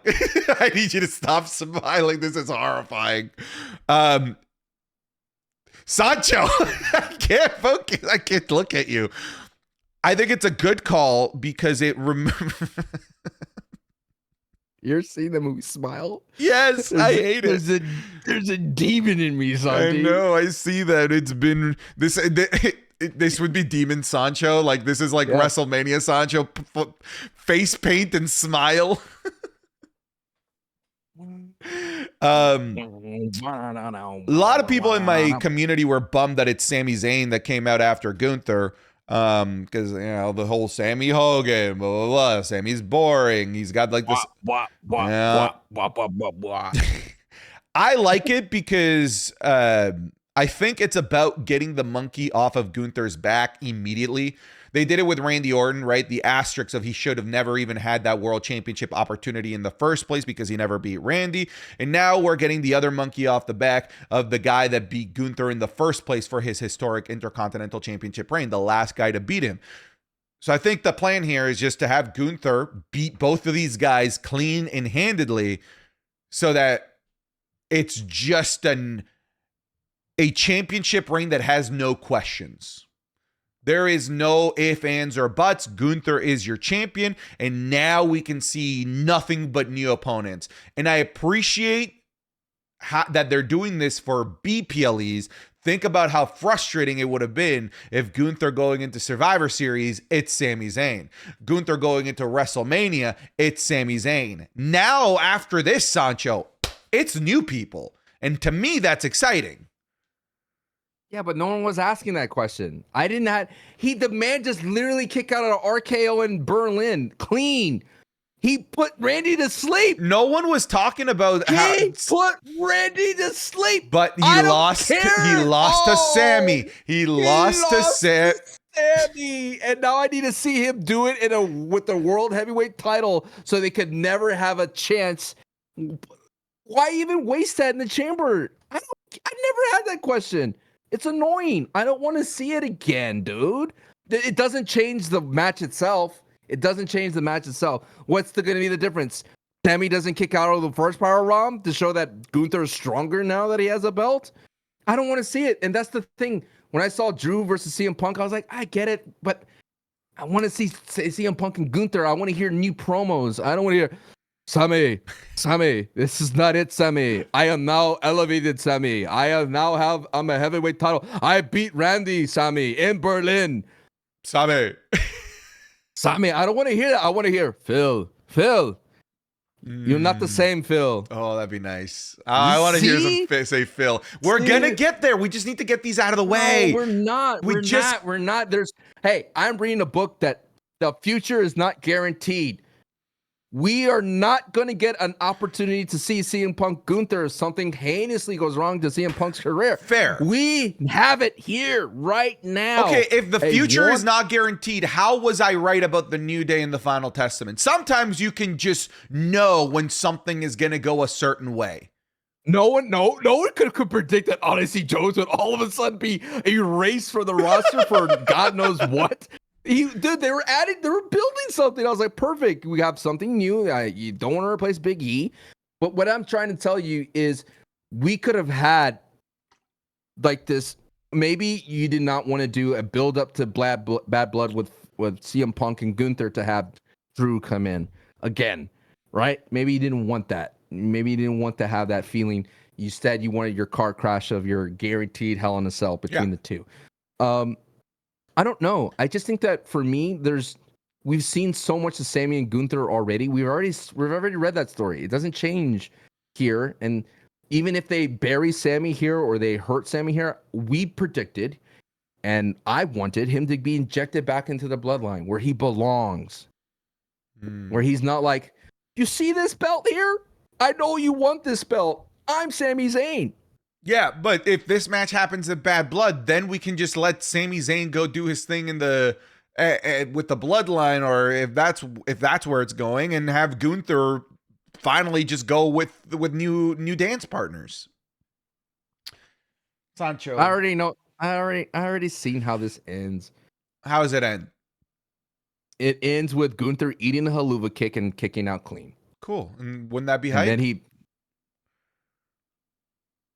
yeah, it's just be just unnecessary. I don't want to go. I want to fast forward. You Mm. know, you ever, it's like scrub through that timeline. Give me the timestamp, bro. Well, where's the timestamp? I want to see the timestamps of Gunther versus Sami Part 2. That way I could just get through it all. Because again, what do you get? We had an opportunity for Chad and Otis, and that did not happen. So let's move on. I want to move on from this chapter. I want to see Gunther go up against the big dogs. Give me some real comp Sure. for Gunther. We have a new big dog in the WWE. Ho! NXT No Mercy saw the debut of Julia in the world of the WWE, and my goodness, they rolled out the red carpet. Awesome entrance theme, awesome vibes. She's got it, bro. She's got it. Yeah, baby, she's got. Dude, she is. She's in a DMCA, dude. That's true. That's true, man. There goes all of our millions down the drain. Julia debuting to confront Roxanne Perez in what I think should have just been the closer of NXT No Mercy. They should have closed with that. You know what I actually thought they were going to do? I thought that they were going to do the AEW moment where it's like multiple people debut. I thought that she was going to be surrounded by Stephanie Vaquer, Julia, and Delta, because all three are major 3 signings. I thought they were going to surround her, and that would have been such a hype way to end the show. It's like, look at this injection of insane talent that NXT just got. You're thinking like Sinister Six. Like all of a sudden, Spider-Man now has more foes that are out there. Yeah. The opportunity is up there. The more competitors. Yeah, I was thinking kind of like how when they debuted Adam Cole and then immediately after Bryan Danielson as well. What a great night of wrestling that was. Yes, dude. Yeah. I thought that that's the route where they were gonna go, but Julia, man, she's a megastar. She just is. You want Roxanne to be like, there's no one on this roster that could ever beat me, and then we're friends. Julie and I are friends. There's no one else on this roster. That's basically what Kenny did. Yeah, but Kenny Omega, alive or dead, and anyone that could beat me is already dead.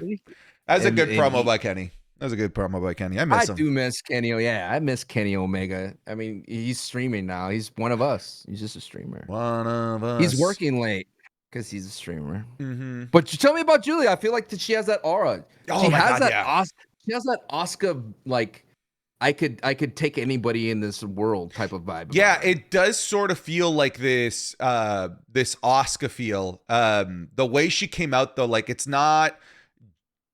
It wasn't Oscar like, because Oscar's so animated. She just came down with this like bloodlust look in her eyes, like I'm here to destroy you. And she's got maybe like one of the most unique move sets that I've seen in women's wrestling. Like the moves that she is capable of doing. I'm sure that she's going to be nerfed in WWE because some of the moves that she does are just so wild that I just strong don't. Style, right? What's that? Is she strong style? I would say a combination of that and some other things. I wouldn't say just strong style like a Nakamura or anything like that. But definitely some hard-hitting offense there that I think is going to be nerfed in NXT. But even with the nerfing, man, I think that she is going to be elevated to new heights in NXT. I think that they're going to, not that the women's division needed building, but I think that she's going to be the one that they build around next, because Roxy, like, she's good. Like, you got to send her to the main roster at this point. But I'm thinking of the prospects of the women's division on NXT, and it truly is not even close. The best women's division in mainstream wrestling. I got to say though, it's WWE again, just reloading. And I think they're reloading in a very... I still think the women's division, in terms of the championship picture, is much better off than the men's picture right now, except for Gunther. I feel because the Undisputed is tied down to The Rock and Roman in terms of whenever that's going to happen, I feel like Nia Jax and her first defense on the SmackDown, that was a great match. Yeah. With Michin, and she elevated Michin and then flattened her like a pancake in the trash can. That was such a cool moment, man. Right? And then they cut back to the camera and she's just like dead inside the trash can, basically. I was like, wow. And then Nia just looks like a world beater out of that. And I mean, there's so many great things that Nia's doing. And I'm thinking, okay, Bayley's back in the picture. Tiffy has an opportunity. And then you look at the next class, like you were talking about, that's behind the scenes. I'm like, man, can Julia go up against a Rhea Ripley, who's at that point a veteran Rhea Ripley? Yeah. I truly believe so, but it's not even just a question of can Julia go up. It's like because it's not just Julia. That's the thing. It's not even just a world where it's just Julia. That's the next person that they're molding for the main roster. There is now 3 already likely main roster ready talent ready to go that they're just going to be seasoning for main roster appeal in NXT. Like they're ready to go in terms of skill. They aren't learning the craft of professional wrestling. So just the prospect of knowing that at any moment, literally in the snap of a finger, if they wanted to, they could rejuvenate a women's roster on Raw and SmackDown that I don't think needs rejuvenating. Like the women's roster is already good on the main roster, but instead of rejuvenating it with talent that needs to be built up with like a Kiana James, who's like missing, right? But like she's on main event and stuff. These are now talent that will be instantly inserted into and be trusted in high profile situations. That's what NXT Black and Gold had that Vince McMahon never used. And I think that now Triple H is digging back into that bag of tricks of like using established veterans from AEW, the Indies, Japan, whatever it might be, seasoning them real quick in NXT. But we haven't, what we don't have is now what that looks like when those seasoned vets that are in NXT get seasoned in NXT, them succeeding on the main roster because they always fumbled them in the NXT Black and Gold era. That's why this is an exciting time. That's why I'm excited for the prospect of Ricky Starks in NXT for a little bit, right? Because now I know that under Triple H, not under Vince McMahon, will actually be used well. Ethan Page on the main roster would be great. His character work is so good. The NXT call-ups and the drafts are going to be so much more fun knowing that the people drafted and moving from NXT and the main roster are the talent that they've been training from the ground up that isn't now just seasoned by the Performance Center in NXT, but now they've been working alongside veterans from the independents and other promotions and those veterans from independents and other promotions. 3 things. Hit me. Does Jordan Grace join the WWE soon? Oh my God, yeah. I think that obviously this is just my headcanon. There's already some agreement for Jordan Grace and Joe Hendry to come over to WWE. Like, I don't see how they don't. Okay. Second thing. My argument against you is like the call-ups from NXT haven't been that great. And Dijak wasn't even on. He's already been let go. Iliog had a very long road to get to where he is. He's at least he's in the IC title, Fatal 4. And Blair Davenport hasn't delivered. Kiana James definitely hasn't delivered. So you have all these. Are you telling me that talent, that class, is going to have, or the next class that you're mentioning is going to have a better experience than this class because it's still under Triple H's watch? That's fair. I think we've gone hit miss, right? Like the previous call-ups were Lyra's the only hit. Well, Braun Breaker, Braun Breaker and Tiffany Stratton and Carmelo Hayes. Well, Braun wasn't in but that wasn't in the draft. Yeah, but like it is. It was like a month earlier. It is. It's the same call-up draft class, I would say. Fair enough. Okay, so let's okay. The hits. What have been the hits in the Triple H era? Sure. From the NXT calls. Let's go through that. Sure. People will argue and say no. Zoe Stark immediately inserted into a major feud, appearing every week. If PFC is not your flavor, I get it. Trust me, I get it. Their name is the only bad thing. That promo that Sonya Deville cut, and she said, "Not any man. There's no man like is gonna go home with us. Like can take us home, and no one could beat us up. And if you do, shoot your shot. Like, come on, dude. That was pretty solid. This is their name. Shoot your shot. Continue. Yeah. Grayson Waller has been very successful in that call-up era. If you give me 2 seconds, actually, Sancho, if you carry the waves, let me check the drafts because I got to pull them up. So we already said Braun Breaker. We've already said. Let me look at the 2023 draft. Okay. Sure. So who came from NXT? and then Santi buried Dijak, and then Dijak got Okay, let go. from 2023, I would say Alba Fire and Isla Dawn, successful. Okay. Hit. Indy Hartwell, no. I mean, they had something a little bit with Candice LeRae, and I just feel like that was one of those Triple H isms where there's a storyline that we all go, ooh, this is interesting, and it just fizzles out. Sure. Because when Candice LeRae did that berating thing against Maxine It's cool. Dupree, It's cool. we were I liked it. ooh, I was in. And then it didn't go anywhere. Apollo Crews doesn't really count. He's a call down back to call up, but he's getting his TV time. JD McDonough, success. Yes. Zoe Stark, success. Okay. Pretty Deadly, ooh, cusp, right? They're great, but not being used properly, I would say.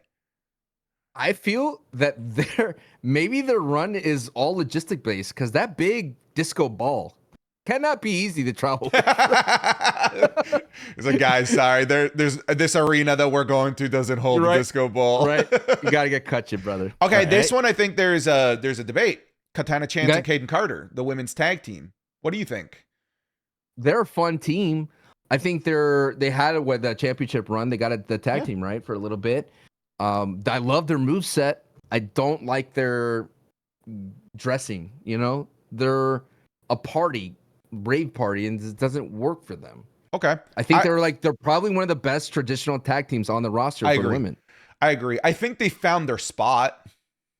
To be a DIY to help out main eventers? Pretty much. I think they found their spot. That's not bad. Yeah. And they're a great house show, I bet. They probably have a phenomenal pop when they're in house show. Cameron Grimes, major failure. Oof. Grayson Waller, huge success. Okay. I would say huge success. I would. He's with a Y or H? Huge. There we go. Indus Share, failure. Oh, yeah. And Odyssey Jones. Tell us, Sancho. Don't start. Tom, I hope it's nothing serious, dude. I know we're clowning it. That's when he got drafted, brother. Serious. I hope it's nothing too serious. But Yeah, no, I feel you. All right, let me check 2024. Okay, so 2023, not amazing. We have to. I mean, I just to go back previously. I think Damian Priest is a hit, definitely. So that's sure. Yeah. Obviously, I know they weren't part of the draft, but we have to consider them part of the draft class. Braun Breaker and Tiffany Stratton, major successes. Major. Instant. Carmelo Hayes, I would say success. Oh, him. I think he definitely got a great lifeline with Andrade. Yes. Yeah. He was kind of like in a weird spot, and then like he was getting chewed up and chewed out by LA Knight. Remember? Yes. Like LA Knight just like kept eating him up alive. And so yeah, I'm glad Andrade, which I hope ends at bad blood. I do too. Kiana James, failure so far. Her finisher's not the best. And it's got a great name though, the 401k. The 401k. I know, and her intro feels like an NXT. Like her presentation feels like a small arena presentation. Yeah, it's not working for me. Baron Corbin doesn't count. I think for Kiana James, sorry to go back, they should have kept her with Adam Pearce longer. I agree. Yeah, that just kind of dissipated, and it would have been an interesting storyline of her going behind his back, trying to take power with how much problems Monday Night Raw has been having. Exactly. Right. That would have been kind of neat. Give her like a backstage segment with Triple H, or have her talking to Triple H while he's at Gorilla, and he's like, "Wow, leave me alone," right? You know, that kind of like a vibe a little bit. Sure. I think they threw her in the ring too soon. Ilya Dragunov, TBD. It's like yes, no. Did you have a feeling that he would lose? I was certain Dominic was going to win. Right. I was certain Dom was going to win. So that was a nice little treat. It's for him to lose to Jay Uso again. Again. Oh, I'll say TBD in terms of main roster success or not. I do think Judgment Day screwed Jey Uso out, and Jey Uso is just the guy that gets screwed out of everything. That's his gimmick, bro. That's his gimmick, right? Yeah. And it makes him endearing. It's he gets yeeted out of his opportunities. Right. So he's going to get screwed out, and Ilya goes against Braun Breaker. Did they have a banger match at Bad Blood? I think that'd be interesting. Remember, they had matches before. Yeah. Lyra Valkyria, I'd say so far so good. I like Lyra a lot. It's not. I'm not on board with what they're doing with her like backstage wise and everything and all that kind of stuff. But her in ring, she's so different, man. I like her. I really like like Lyra she Valkyria. does a move and she does like even a clothesline. You're like, ooh, and she deserves points for eating that annihilator like that. Yeah. Like, she's a better heel. And back in NXT, she's a better heel. So I'd be curious people what that'll look where do like they put her in? Where do they slaughter her with PFC? I don't know. Make her heel? I don't know. Blair Davenport, so far, sadly. When she wasn't at Bash in Berlin, I knew that wasn't Yeah. I thought she would be there at least. And then last but not least, Dijak, which we know how that went, which it basically didn't go. Is it Blair's fault or is it pairing up with Naomi? It's tough to say, man, because it's so far that's the only pool of information that we have. Right, because I feel like they're trying to give her like a veteran, like a Sheamus type of character to work against. Sure. Yeah, it's tough to say. I can't pinpoint any particular reason as of yet. Well, I feel what's very important for a call-up is their finisher has to hit. Like whatever move they do for the finish has to hit. And I think when she did beat Naomi, was it with like a Lost in the Woods type of move? Like a knee? Yeah, V-trigger, right? It was a V-trigger. Yeah. It's called the Fatality. It's a sick name. But like when you think about when Tama Tonga debuted and he hit his finish, you're like, oh, well, I guess because he can't do his gun stun. So it's like, and Lord knows what's Tonga Loa's. Oh, well, I don't know. I don't think that the world is ready for that. It would end the world. It's like one of those things. Like, don't do it. Just implodes. Implodes everything around his reality itself. What if his finisher is like the opponent bends over and they're looking between their legs and he comes in from behind him. And the low blow to the face. That would suck, dude. That looked like it hurt. Of course, it was a punch. He punched Tama Tonga in the face. Quick story. When I was taking karate class after school, when I was in middle school, we were sparring, and I was like a yellow belt going against a purple belt, right? But the kid was a lot smaller than me. He was younger than me, and I was in middle school. And anyway, we're sparring, and he has my leg, right? That kid is a little sidekick, and he has my leg. And I just start hammering him down on top of his head, right? Not on his protective gear, just bonk, bonk, bonk. And the sensei, and it was a woman, she comes up to me, and she's like, stop that, right? She's yelling at me. She goes, come here. Bonk really hard. And my eyes cross, and I start seeing stars. She's like, you think that felt good? Don't do that. Not allowed. And now I'm thinking that I should have told my mother because you got abused. You got abused, brother. That's abuse, brother. We're uncovering deep stuff here. I love the realization. Now that I talk about it, I probably should have told my mom. That sucks. Wait, what's the point of this story? That was it. It was the same thing with the bloke. It sucks. No. It sucks to be hit like with a hammer fist. That should be Tagaloa's finisher, the hammer fist. The burning hammer, dude. Yes.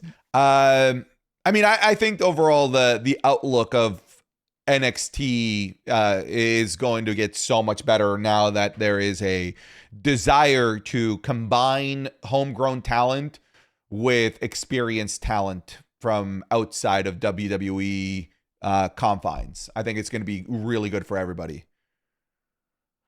Hear me out. Oh, joy. It's not a safe place. Oh, I don't care if it's safe or not. I'm going to get dirty. In fact, I'm going to get sucio. Ooh, sucio. Ooh. Yeah, you ready? A little spice. Would this make you cringe? Perhaps. Will this make you think I probably threw back women's wrestling of a decade or so? Perhaps. Stephanie Vacker should go after Dominic Mysterio. Be the Latin spice that pulls him back in to the Latino side.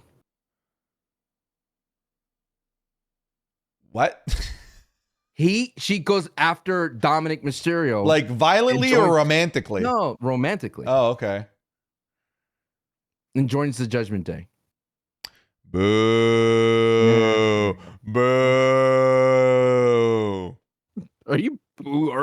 you doing? Sancho boo. I just think you said all these women's coming in. I don't think there's enough room in NXT for all of them. I think there is. I absolutely think that there is because Roxanne Perez has just been running the gambit of like mostly going up against the women's mid card, waiting for somebody to. Because here's the thing, like the people that were ready to step up to the women's main event scene all of a sudden randomly got drafted. Blair Davenport and Kiana James were ready to take that step to take a crack at Roxanne Perez. I think they use the NXT to clear people out, dude. It's possible. It's possible. But then we like Roxanne Perez was going through like Thea Hale. No one believed that Thea Hale was going to win. Jada Parker. I love Miss Parker. I do. I love me Miss Parker, but she wasn't going to be like it was all of this filler. All of this filler. The match against Jordan Grace, cool, but filler. It's filler. It's filler. And the reason why it's filler is because it was like the women's main event scene was bare. Meanwhile, the women's North American Championship scene is full because NXT has this big log jam in the mid card with so many women that are not yet ready for this spot, like Roxanne Perez, who was basically alone in that spot, and like 7-8 ladies in the North American title picture that could rotate championship feuds there. But now injecting the main event scene, like just the proper women's main event scene with now 4 credible perennial main eventers in Delta, Stephanie Vaquer, and Julia, and of course Roxanne Perez, plus anyone that might be willing to make that leap up like a Sol Ruca or something. That I think is a great injection of life to the women's main event scene that was basically just Roxanne Perez for a while. It's a lot of people to learn. I like Sol Ruca as like a stinger. She'd be cool as like a Surfer Sting vibe, right? I get those vibes. But I do think that they needed to create a solid picture in that main event scene as opposed to just like what was happening in the women's division is what I love when you call it the monster of the week. It's like, who's up next? Quick storyline for 2 weeks. Okay, you're out. Next person. Quick storyline for 2 weeks. Next person. That's what was happening there. And then that person doesn't get elevated to the main event scene. They just kind of get relegated back to what they were doing before.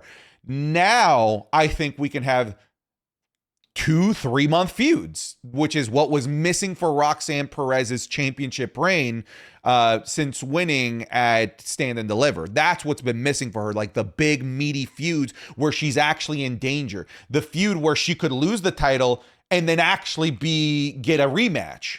Because the people that are losing these matches, they're not getting another crack at Roxanne Perez because it's just monster of the week.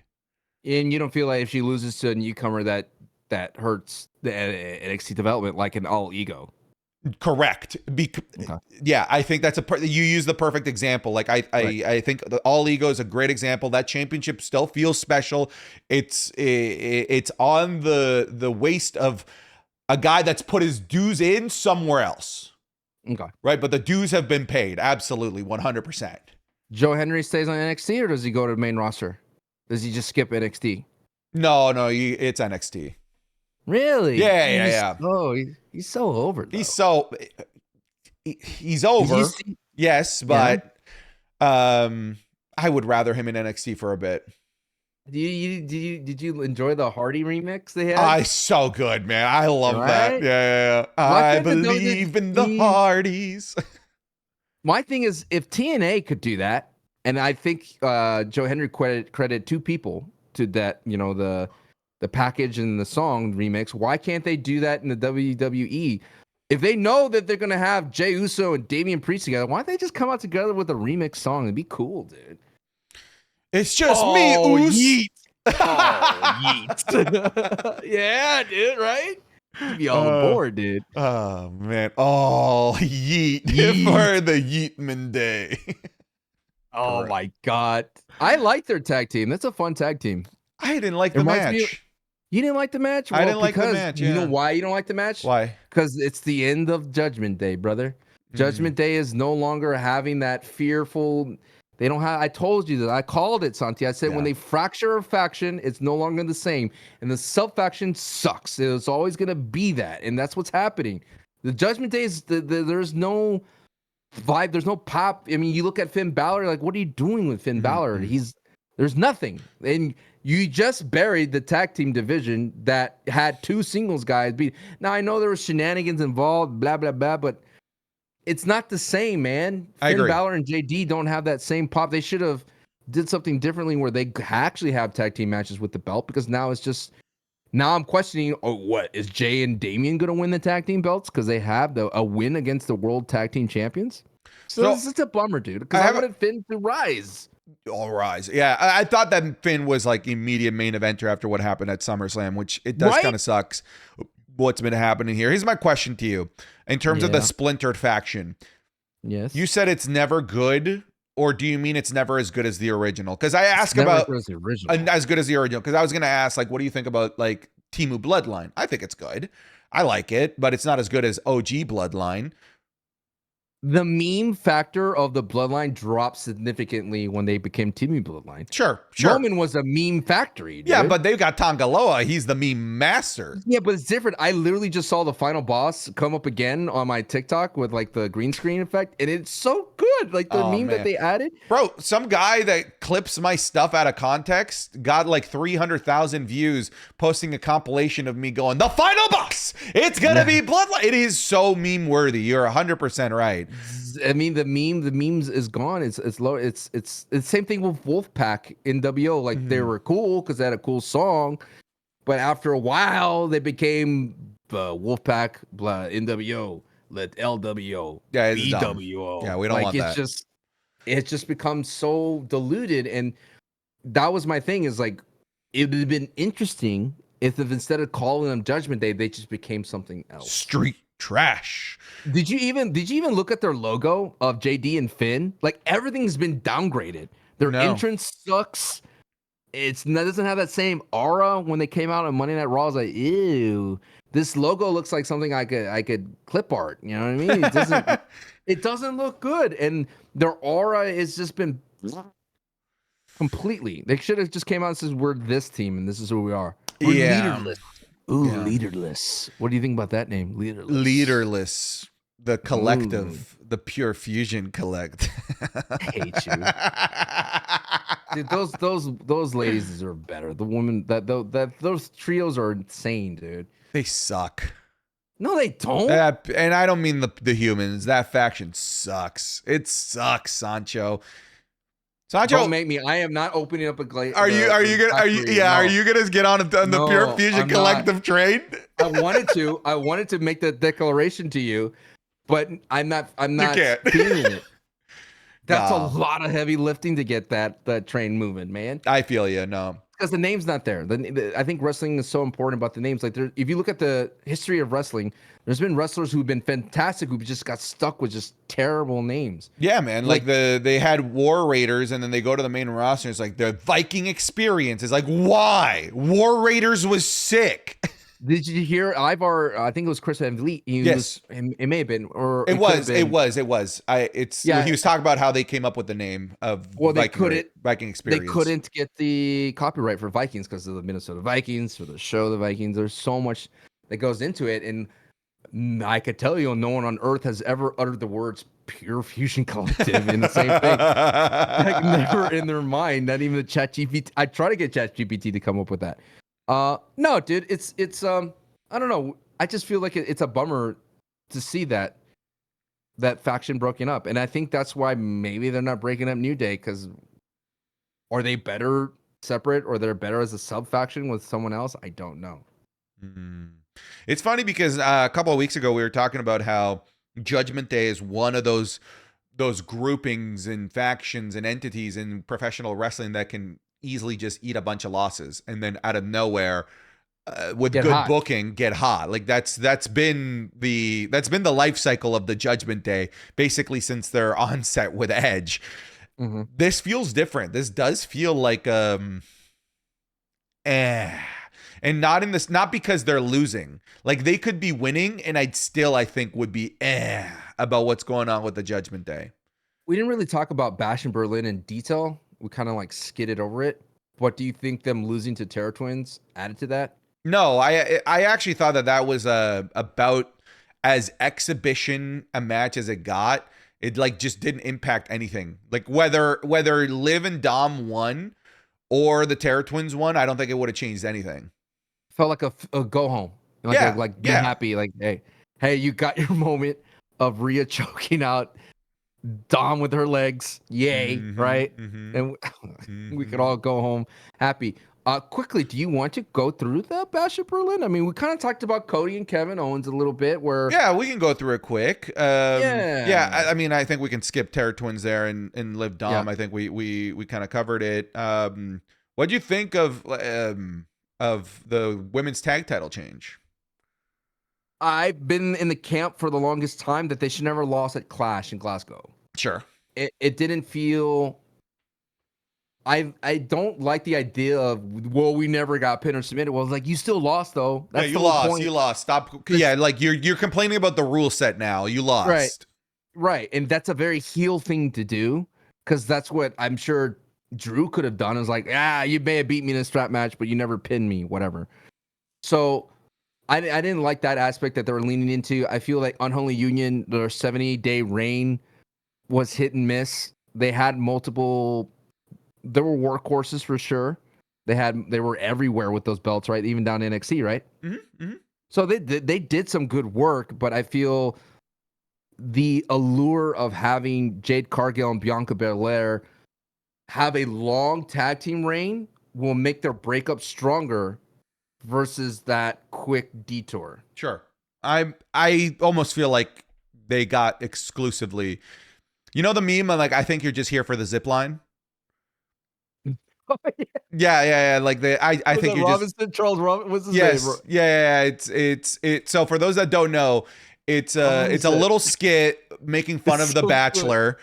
And she's the Bachelorette is gonna eliminate two people, and she goes, Sancho, I just don't think that the chemistry's there. I think that you're trying, but I just don't feel that spark. And Santi, I just think that you're here for the zip line. And then it just cuts away to me on a zip line, and that's all I'm there in the villa for.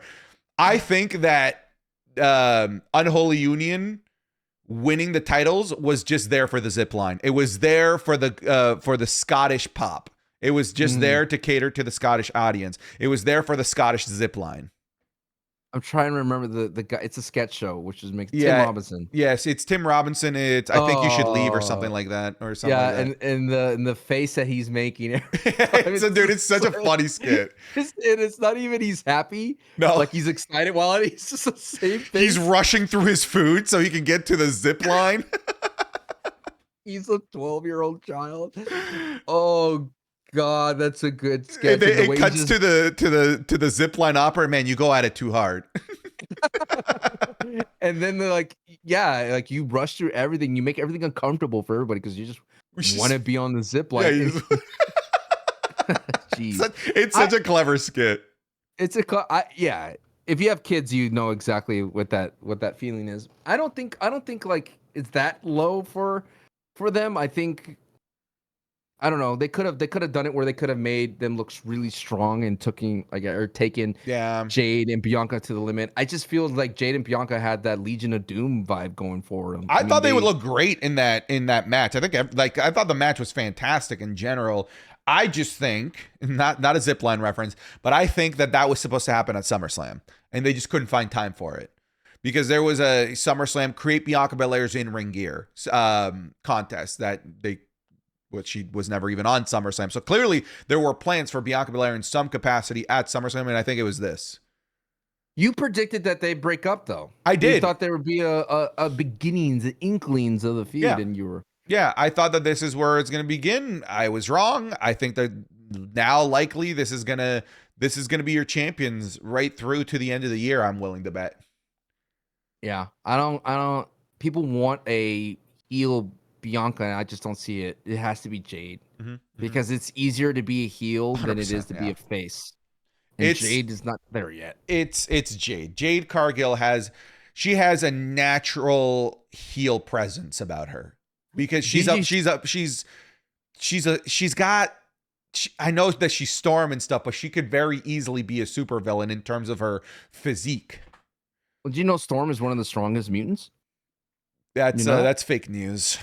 No, it's true. She's one of the strongest mutants. Yes, she is. Oh man, is she stronger than Phoenix? I mean, she's not a level 10 strength, but she's like up there. She's like a level 8 or level 9. Oh, see, she taps into a few I only potential. mess with the 10s, man. I only mess with the 10s. You only mess with the 10s. Who are the other 10s? Of course, my boy Wolverine, Magneto, Charles Xavier, Shockmaster. the Shockmaster. Kaboom.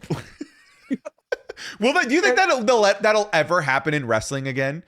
Yes. Like that like completely destroyed debut because of a moment. Yes. Were you not scared that was going to happen to Uncle Howdy when he was like walking through the cables? Yes. He looked like he almost tripped. Because he's got the mask, the dreads. I was like, man, there's so many cables back there. He falls, his top hat pops off. It's like mask falls off. Oh, can we do that again? No, it's live, brother. No, we're live, brother. Rest in peace, Psycho Sid. Sid. Yeah. Psycho Sid, man. Oh, I forgot. There was other people that kind of like slipped up, but they were immediately on it. No, man. Yeah, it's going to happen again. I thought it was going to happen with Uncle Howdy. I feel like it happened. Like, I have that feeling, dude, every time the LA Knight's on the mic. Like, every single time, like, he could have a Shockmaster moment here, but is he bulletproof from it? Hang on. But yes. Randy Orton, Gunther. We're at the point of the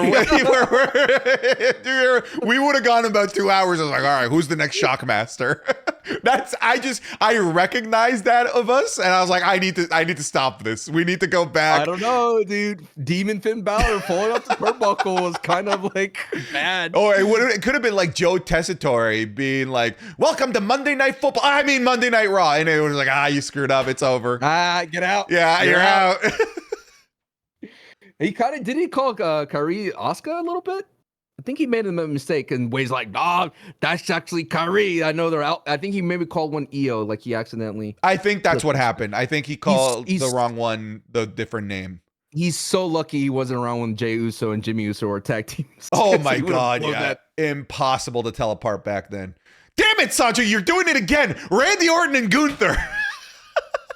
We didn't talk about Punk and Drew. Yeah, we need to talk about both of those before we can move on from Bash in Berlin. See again. You want to make CM Punk and Drew the main event of the review. You want to put them ahead of Gunther and Randy. That's what you want to do.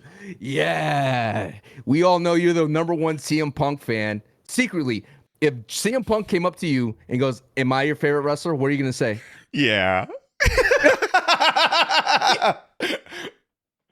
Yes, Phil. You are Phil. There's no one other. And then when John Cena comes up to you and says, "Who's your favorite wrestler?" Cena. Like Cena's. I would. Yes, man. Would I lie? If like Big Show is like, "Hey, man, who's your favorite wrestler?" I'm gonna be like, "It's you, Big Show. It's you. I love you interrupting matches. Who is the Big Show?" Didn't be your answer. Ladies and gentlemen, this is the part of the show we go, John Cena's tweets. Trust your gut and always use your head. The right blend of instinct and logic will fuel growth and wisdom. So Randy Orton versus Gunther. Do you remember that guy from E3 2008? Konami? Oh, no. Yeah. Go ahead. Yeah. When he was like changing between segments. Anyways, go on. I thought it was a great PLE. I think it was the most interesting thing is I predicted that it'd be a Hogan Rock situation where heel Gunther would be wrecking Randy, and then the crowd gets behind Randy's back, a la Rocky IV. But that didn't happen. It was actually Randy wrestling heel throughout the entire time and just working Gunther as if he's a face. And then people were starting to be like, "Oh my God, Gunther, you can do it, brother." Like, is that what the Germans sound like? You can do it, brother. You can do it. I thought it's so interesting that these international PLEs, which I didn't hint at the very beginning of our show here, is that they make a heel like the biggest face. The same thing with Glasgow and and Drew McIntyre. Like they just feel like a face for like a brief moment. So it was fun to see what a face Gunther can look like. And I thought the match was great. I think Gunther kicking out of the RKO and then Randy shaking his hand at the very end says a lot. I think was a passing of the torch. And I'm glad that Randy didn't turn heel or anything like that. I thought it was cool to show him the respect, and he just sauntered out of the ring. Overall, it was a great match. Yeah. Did you enjoy it? I like the King of the Ring match a lot more. I like that the King of the Ring match was just like nonstop action for 20 minutes. Well, this had a lot of like slow moments. It was still really good, but I can literally break this match up into 4 segments. It's like, all right, the 5 minutes of Gunther trying to hit a power bomb on Randy Orton. Just like that constant moment. The 5 minutes of Randy Orton trying to set up the 2 steps for the backdrop. That took forever. The 5 minutes of the sleeper hold. And then the 5 minutes that more closer to the beginning of the match of Randy working the arm. Like I could break it down into like almost like story arcs within the match. I just felt like a couple of those big moments that they were leading up to just took too darn long. Like the fact that like Gunther had to break the count because Randy was taking so damn long to set up the steps took me out of the moment. It's like, why would Gunther do that? And then they said, "Oh, Gunther's trying to get away from Randy." Yeah, it's like I'm not buying. No, it's like no. Gunther's like, Randy, you have to break the count, Randy. Randy, I want to beat you, Randy. I don't want to win on a technicality, Randy. I don't know, man. I just think like Randy Orton matches are going to be that slow cooker, dude. He's going to take a while to get in the ring. He's going to saunter around, but it's your TikTok brain rot brain wanting things faster. Yeah, man. I needed more skibbity toilet, clearly. Did you see Ricochet on his debut in AEW? No, I didn't watch that episode. Yeah. No, I missed it. It was pretty good. Oh, that's good. Punk and McIntyre. Punk and McIntyre, I did not mind the gimmick at all. I think it worked for them. I think it was good. Again, I think they were still easing CM Punk into the throes of wrestling in terms of having these gimmick matches to make sure that he's okay. The only thing I did not like is that it's another Drew match, which is finisher after finisher after finisher. There's no wrestling involved. That the Rollins at Mania was limited because of Rollins' injury, so they went that route. But I think they went this route to really explore the drama of CM Punk and Drew. And it's not so much that it's a wrestling match. It's just more of this drama. And they used the strap match, which was interesting because the strap kept falling off. But they used the strap match as a way to tamper everyone's expectation that this was going to be a wrestling match. Yeah, I didn't love the stipulation. I only liked the stipulation. You didn't like it for going in. I didn't like it going in. I've been pretty vocal about it. I would have just liked them being strapped together. I didn't need the 4 corners. I just felt like it made the win condition too what I called game showy. It didn't work for me. Funny enough, I love the match at the first like 12 minutes of it where they're just beating each other up with the strap, table spots, wanting to kick each other's ass. That's when I was in. Then the match lost me for the next 8 minutes as they did the whole rigmarole of trying to touch the lights.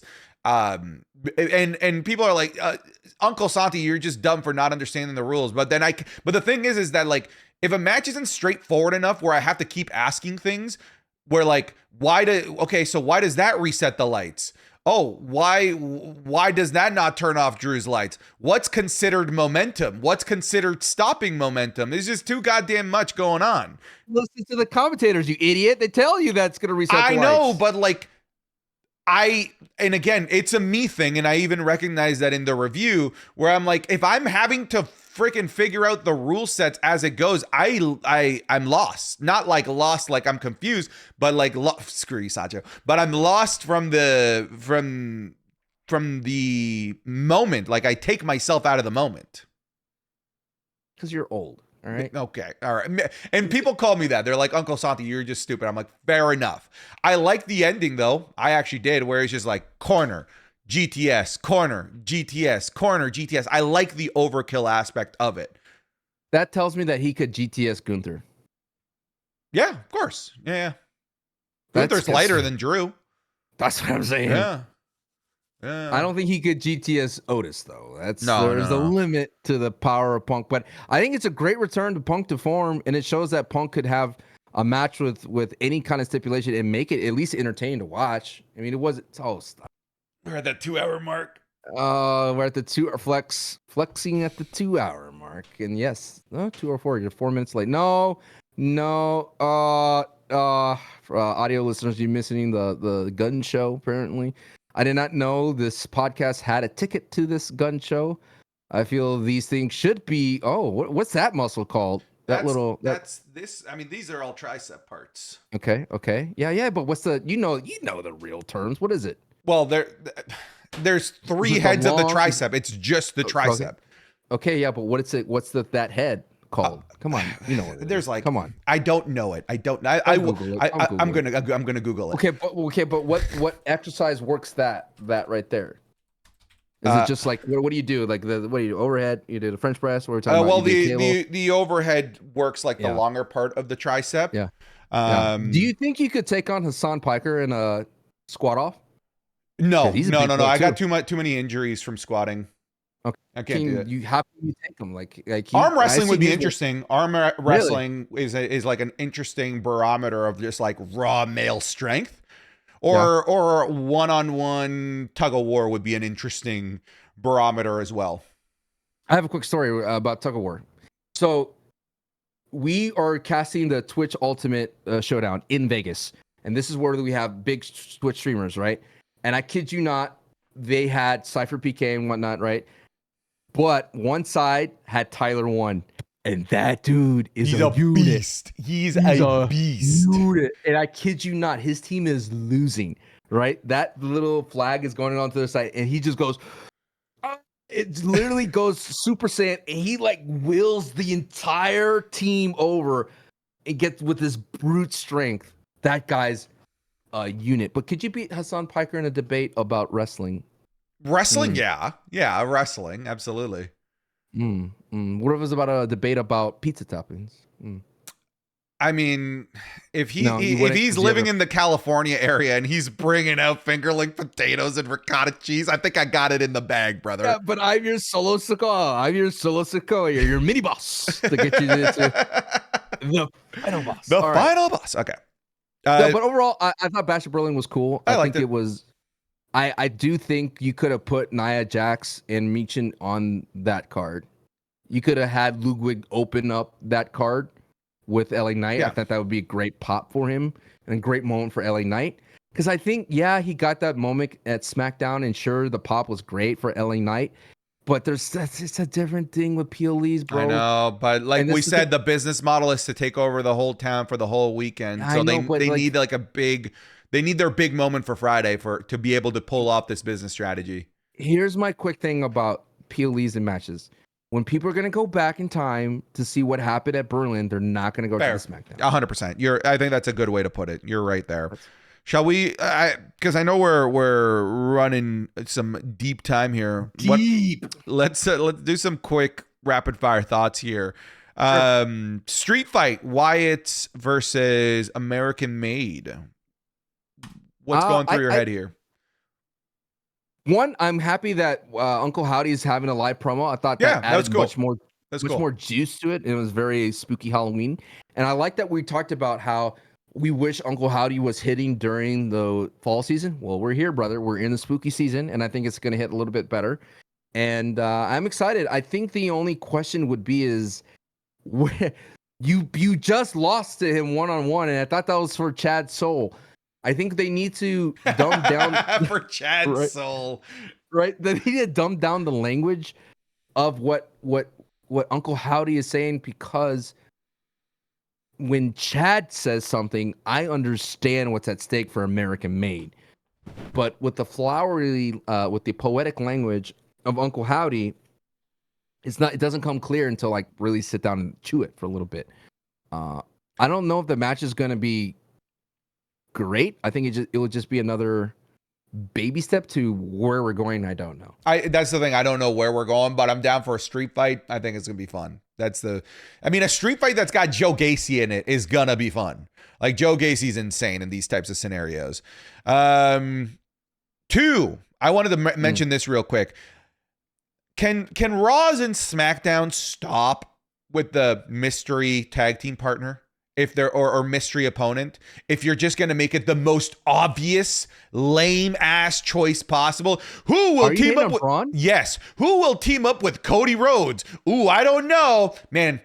Hope it's not Kevin Owens. That would really suck. Stay tuned for the next 2 hours to find out who's gonna team up with Cody Rhodes. Okay, they're hyping this up. It can't be Kevin Owens. It's Kevin Owens. They're hyping up mystery opponent, somebody to replace Bronson Reed. Find out tonight on Monday Night Raw, says Adam Pearce on social media. They keep having the mystery silhouette. Well, I mean, if they've got this mystery silhouette and they're selling it for an hour and a half of the show, it's going to be somebody interesting. It can't be Braun Strowman, the guy that got destroyed by the guy that just left that spot open. It's just Braun Strowman. Literally the guy that was like the least surprising choice. Just tell us at the beginning of the show. There's no surprise fact. It's just a disappointing surprise. There's the end of the rainbow. There wasn't a pot of gold. It was a pot of crap. You just don't like clickbaiting. I get it. It's a clickbait. You're right. We got clickbaited. I hate it. I just wanted to throw that in the rapid fire Can thoughts. there be a wrestler named the Clickbaiter? No, I don't think there should be a wrestler with the term baiter ever in their name. That's part of his thing, dude. You click it because it says Clickbaiter. What he always teases you and he never pays off. What wrestler would you add the name Baiter to? Oh, let's see. Solo Baiter. We're out. That's it. I was gonna say the Rock Baiter, but Solo Baiter is really good. The Legion of Baiter. That's a good one. Sure. Okay. Rick Baiter. Rick Baiter. I was gonna say Baiter Rude, but that doesn't work. That doesn't work. Mr. Baiter. Ooh, Mr. Perfect. Ooh, that's dangerous. $1 Million Baiter. The $1 Million Baiter. It's a good one. The Underbaiter would be not. I like the Underbaiter. I know it doesn't follow the rule set, but I like the Underbaiter. We need to move on from this. Underbaiter. Like in Incredibles, the Underminer. Yes, remember? They never paid that storyline off very well. That was like 12 years to wait for the payoff of the of what was his name? The Underminer. Yeah, dude. the Underminer. Terrible payoff. They had a bad long-term storytelling. They had a great debut. Yep. Came out great package, great everything. At the end of the PLE. At the end of the PLE, the logo came up and we all thought it was over. And then he came out. My God, it's the Underminer. And then horrible buried, literally and figuratively. Not even on the main roster. On the website. Have you ever seen an Underminer shirt? An Underminer anything? Sancho, you're the pop culture guy. Sure. Who got buried the most as a character in a movie? Who's been just so uber buried? Can don't hate me when I say this, but it's really the first thing popped to mind was Rocky Balboa. Rocky's Creed 3. Yeah, Rocky got. Yeah, he got. The dude Apollo Creed is in the biggest fight of his life. Doesn't call Rocky, doesn't talk to Rocky, doesn't write a Rocky a letter. Rocky just doesn't care about him all of a sudden anymore. And I know they're trying to separate Rocky from Creed and make Creed do his own thing, but literally Rocky was in his corner for 2 movies. It's like when you get killed off camera. It's the worst. I feel that. I'm gonna go. I feel like they buried the Predator. He was really over. He was really dominant. The unstoppable hunter that can't be beat by anybody, and then one human beats him. The Cody Rhodes of the movie, like Arnold Schwarzenegger all of a sudden comes in and goes, adrenaline in my soul, and buries the guy that was literally destroying everybody. He had all the attributes of a megastar. Dude, the Predator, man, he had it. He had the it factor. to stop. It was all political. It was all political. Arnold's like, that's not going to work for me, brother. I need the win here for my retirement tour. Jess Ventura was so good in that movie. I ain't got time to bleed. So good. Vince documentary. You interested? Sure. Yeah. I'll watch it. I think it's interesting because I don't know if you know how the documentary cycle works. It's like they don't know what they're usually doing. They have an idea of what the documentary is going to be about, and they just shoot everything. And then when something like this develops, it changes the narrative completely. And I think that's what's happening because they were interviewing people, talking about how great Vince was. So it's going to be a very juxtaposition, like a very jarring switch over when you're like, oh, you thought this guy was great. Wait a minute. And all of a sudden it's not. And that's what, the poster is him, puppeteer, right? That's the entire thing. So it's going to be interesting. I find it the most, what moment is that it's by Netflix. Yeah, the same thing that's about to debut one of your major live flagship shows that will be on worldwide weekly is going to get, when I look up WWE in the search bar, this documentary is going to pop up, and I'm like, what's this? And I'll click it and be like, oh, maybe I should not. Maybe it just doesn't dive into the allegations, which would be kind of disingenuous if it doesn't, right? I don't know, man. The poster looks like he's devilish almost. Yeah, but he was before the allegations. He was considered that before that. If this is a grand scheme to just bury the SEO by putting Monday Night Raw on Netflix, so no one would see this documentary. Maybe. But I know what you're saying. Like, it won't. Maybe it doesn't have enough. Maybe it's like a little epilogue about the allegations, or. But I just find it it's a very untimely. Like, the timing on this couldn't be the worst for it. But the good thing is, at least it's happening now, and then you have 3 months until we debut and. January 6th of all days. Of all days in American history, we're going to debut on Netflix on January 6th. And I swear they call a thing called insurrection. That'd be like, wow. Yeah, bit on the nose. WWE. Last little rapid fire thing. SmackDown moving to USA. Interesting that they basically poached Michael Cole for this. Right? Yeah. And I didn't talk about Joe Tessitore, but I think he's better on SmackDown. I think he's going to be. I think that once the new year hits, Michael Cole and Pat McAfee are coming to Raw Netflix, and Joe Tessitore and Wade Barrett are going to move over to SmackDown and Much better fit. I'm pretty confident that that's what they're going to do. And they're probably just hyping up this move to USA by, adding Michael Cole, a familiar voice. Hey, we know that you loved Raw, you're losing Raw, but you're still gonna get that familiar voice of Michael Cole, even though Raw's still gonna be on USA Network for a few months. Yeah, but Michael Cole is SmackDown. That's what I think when I think of a SmackDown commentator, right? Sure. Old school. Yeah, 100%. For at least for my people, but I think what's interesting is Joe Tessitore is more sports, and I think SmackDown is more sports. That's what I predicted early on the Wrestling School podcast, which you still owe me 5 gifted, that Uncle Howdy would not debut on SmackDown. I keep forgetting. Wrong. Oh, conveniently forgetting. Yeah, I just conveniently forget. I just block that out of my brain. Sancho, you see my notification. Sancho West is live. You go, screw it. Unwatchable. Let's bring it home. Shall we do the new heat order? Yes, the new heat order. Do you think that the people want us to go plus 2 hours because they see value? I think this is still quality value, right? I think so. People get hype when the show's long. Yeah. Someone asked me, do you plan to go 2 hours? I said, no, we don't. It just does. It just does. There's a lot to talk about. The brand's good to talk about. We didn't even get to talk about Braun Breaker and Jey Uso, which I am very excited for. I'm bummed that they're basically spoiling it with Braun Breaker talking about only Jey Uso and only storyline mentioning Jey Uso and none of the other 4. But it is what it is. Yeah, but who cares about the other 4? Sure. Okay. Once Karrion and Kofi and Xavier are out, who cares, right? Oh, yeah, of course. Yeah, who cares? Clearly, no one cared. It's over. Oh, wait, can I ask you a question, Mr. Savant Santi? Hit me. Has there ever been a storyline like that just snapped out of Oh existence yeah, almost? yeah. There's like a ton of examples. Oh, how about it that you enjoyed? Oh, a That you storyline that I enjoyed that just snapped out of existence.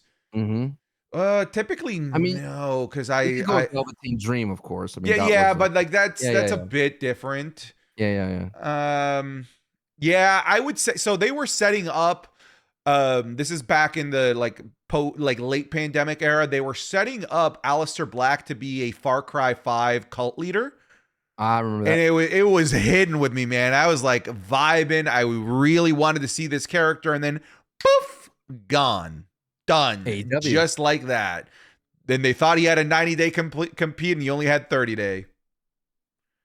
Isn't it something interesting about aviator glasses that just make you look like you're Yeah, you lead some people. You lead a right? flock. You lead somebody, brother. You lead somebody. Yeah, yeah, yeah.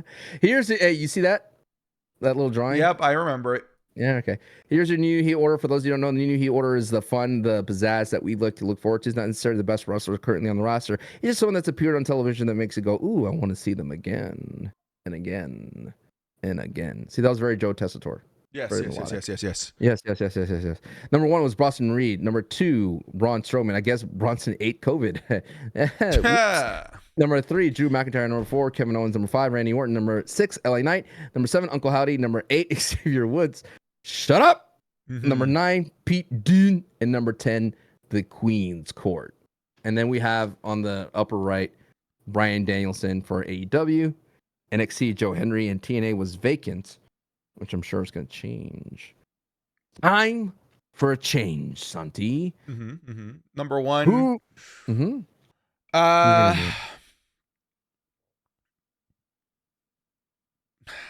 Oh, see, I think this Monday Night Raw was weird because it felt like a lot was missing on Raw. Sure. And it felt like it was a replay. Like, if you threw in that Raw like 3 weeks prior to the timeline, you wouldn't think it's, Yeah. you know what I mean? After Bash in Berlin. I mean, I think I'm like 1-2 is Punk McIntyre. No love for Gunther being Randy Clean. We're talking about after Bash in Berlin. I know. But I'm including Monday Night Raw, and I was just far more impacted and entertained with the Punk and Drew stuff. I would go Punk, Drew, Gunther. Is it the prospect of Bad Blood's Hell in a Cell? Yeah, that gets you going the most. Yes. Yeah. That's that pizzazz. Number one, you say Punk or Drew? I'll go. I mean, Drew. I go Drew. Yeah, sure. Yeah. I'll go Drew, Punk, Gunther, Rhea is what I would go as their top four. Okay, I like that. Any love for Jade and Bianca? I didn't lower on the list for me, I would say. Right. I don't know if they're on the 10 because I think I was so distracted by Kyrie eating that table. Jeez. And how she was just shaking it off, and the ref wanted to stop everything and not let that angle happen, and she was like, no, rubbing blood in her face. She's like, I don't care. And I was like, God, what a pro that is. And I did, and Jade, you could see the face on Jade and Bianca like, I'm afraid of them. And I was like, that was not the reaction they were supposed to have. They were supposed to be like two face teams, like, let's go, we could go at it, but Kyrie stole the show there. No love for Damien. No. Wow. Yeah, I mean, like, he was clearly not the focal point of the tag match at Berlin. It was definitely Rhea Ripley. This time around, I feel like he was outshined by, even though she didn't have a match, by Rhea Ripley again. Okay. He could still be on the list. I just don't think he's that high. Okay. What about Dirty Dom Sucio? I'd probably have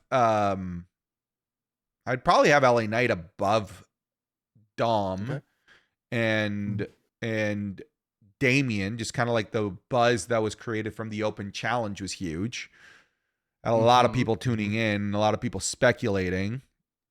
Was that another clickbait for you? I mean, you predicted Ludwig, but did you feel like this was still good? Because of the context of everything surrounding it. Right, in Berlin. Yeah. So is he as high as 5 then? LA Knight came in at 6. Does he move up a notch? Does Randy Orton losing move him down? Does Kevin Owens losing put him down? Yes, it does. I would say so. Okay. Well, you throw some names out here. Who do you think should be at 5? I gave you the top 4. At 5, I'm definitely feeling. Let's see. Braun Breaker. Like, I'm very intrigued on that. That Jey Uso and Braun Breaker backstage segment was really good. I know they had a little bit of inkling of it on socials, but for them to actually deliver that, and for me to feel very fearful for Jey, and for them to insert something that I didn't think they'll never do, to say my family member, you never beat one of my family members, like to have that layer to it, and to show that wrestling has more than one royal family, right? Because it feels like Braun Breaker and the Steiners are like Winterfell. Like they're like cool, like, you know what I mean? They're the blue collar type of legacy in the WWE and the WWF that no one really talks about. Granted, there's not a lot of members of the Steiner family in wrestling, but they're the kind of guys that gets the job done. And I think Braun Breaker, at least for me, I'm excited for who Braun Breaker goes against in bad. If we're adding bad blood stipulations, I think Braun Breaker's match, even if it's with Jey or Ilya, is much more exciting to me than what Dirty Dom's doing at at Bad Blood as a secondary character to Liv and Rhea. Okay, I vibe with that. All right. Let's go, Braun Breaker. And it's so interesting to me that they package him as a face, yet he cuts promos like a heel. What about Joe Tessitore in terms of buzz and conversation? No, we literally spent 20 minutes talking about him in this podcast. Yeah, but alone. That's because it's just because I have my experience. Okay, sure. People were asking me what was my thoughts on it on the Patreon. We had some commenters asking, "Hey, what do you think about Joe?" I think Joe Tessitore. I want to give him another week, because then if he doesn't improve from this week, then people are gonna be like, "What's going on, brother?" Yeah, brother. Okay. Number 6. What about here? 6. We put Jey Uso. He left off the Bash in Berlin card. That's not his fault. That's your let's keep 4 or 5 matches. Santi Zap's fault. Oh, I'm the creator of this. Honestly, I think I personally have both Michin and Nia Jax ahead of him. I do. Even Bailey returning. I think I got to give it to Nia then. Okay.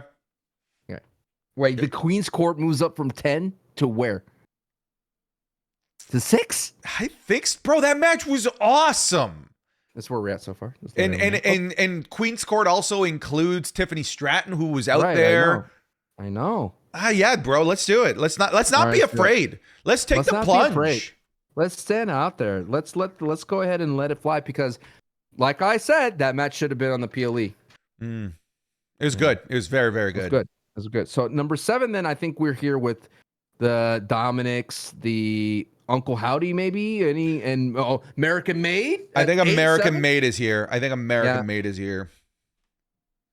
Such a good. I love the button on it, because we are American Made. We are. You know, Maxine Dupree had a good little. Oh, she looked great. Moment, she looked great in that. Yeah. Little kip up. Huge improvement. Huge. But does that enough for Alpha Academy to go up there?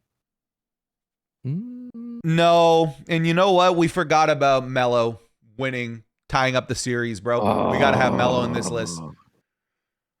Mello taking away home court advantage from Andrade, evening the series. What a crazy 0-2 comeback. What's the gimmick match then for their blow off at Bad Best Blood? 2 out of 3. It's best 2 out of 3. That's a good one. Or 30-minute Iron Man if they're willing to do it. It's just win as many times as you can in 30 minutes. That'd be way too much. That'd be 20-minute Iron Man? No, would you vibe with that? No, I think they're not there on the card yet. If the card's only 4 or 5 matches, that's a lot for them. But it just works with the moniker of Bad Blood with what they're doing with them. I think they're going to be on Bad Blood. Well, for sure, but I was thinking like maybe the bull rope match. Like I think that sounds cool for them. I mean, I know they just did another strap match, but I it just would think be that. Yeah, I don't think so. I think it needs to be a match that like it's like I'm definitively better than you. That's why I'm thinking best 2 out of 3 or Iron Man. Okay. Not an I quit. No. Or last man standing. No. I think it's because these guys aren't trying to kill each other. They're just trying to be better than the other person. Right. So is it Mello first over Andrade, or do you just put them together here? I think let's put them together, man. Like they go hand in hand. I perk up when they show up on SmackDown. Like that SmackDown was rough, and then I was like, oh wait a minute, we're getting Andrade and Mello 4. And all right, so that leaves us 9 and 10, sir. 9 and 10, and that's what we have so far. 9 and 10. Xavier Woods is gone. This wasn't even on the. I think this is where we put LA Knight at 9. Okay, let's put LA Knight at 9. What about Ludwig at 10? I like that. The Kaiser roll. Yeah. Well, he didn't pin. He didn't win. But I think everybody thought that he should have won. No love for Ilya Dragunov? No. Wow. No. I like Ilya more than you, but no. I thought you meant I like Ilya Dragunov more than me. Like you were saying more than me. No. I wish he was the co-host. He'd just be veining up every time. Yeah. Whoa. All right, let's get through this. Hey yo. Vein it up, eh? Vein it up. Sami Zayn. Nothing for Sami Zayn here. No. Nothing. Uncle Howdy then at 10. Okay, let's do it. Cut a promo. Great promo. Yeah. Saying that it's been 375 days. That's when his spirit was broken. Come on. That was good. And then I like how he sly like passed the mic to Joe Gacy when he was doing this. And It's good. That's good physical awareness. You notice that he doesn't have like what's called a skirt on his microphone? Skirt. He just has the mic. No, I didn't know that. Yeah, because it would look weird for him to have the WWE logo in his hand. All right. NXT Julia. All TNA right. Nick Nemeth. I like JBL. Yeah, but he was just a little cameo. I don't care. It was like a Gambit level cameo. I'm about to make a name for myself. I'm about to make a name for myself. Clone somebody. I'll find Nick Nemeth in TNA. Dog, why does the down payment look so good every time it comes out? That was a sick down payment. He's a sick move, man. Sick move. Best choke slam in the business right now. Is it best choke slam ever? Oh, that's a different conversation altogether. It depends. Like, can we have this debate later? Tomorrow? Next week? Next week. Best. How about in the comments down below?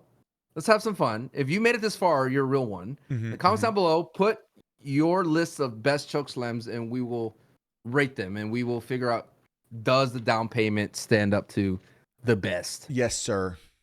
All right. NXT, AEW? Anyone? AEW? I mean, I'd stick with Bryan Danielson.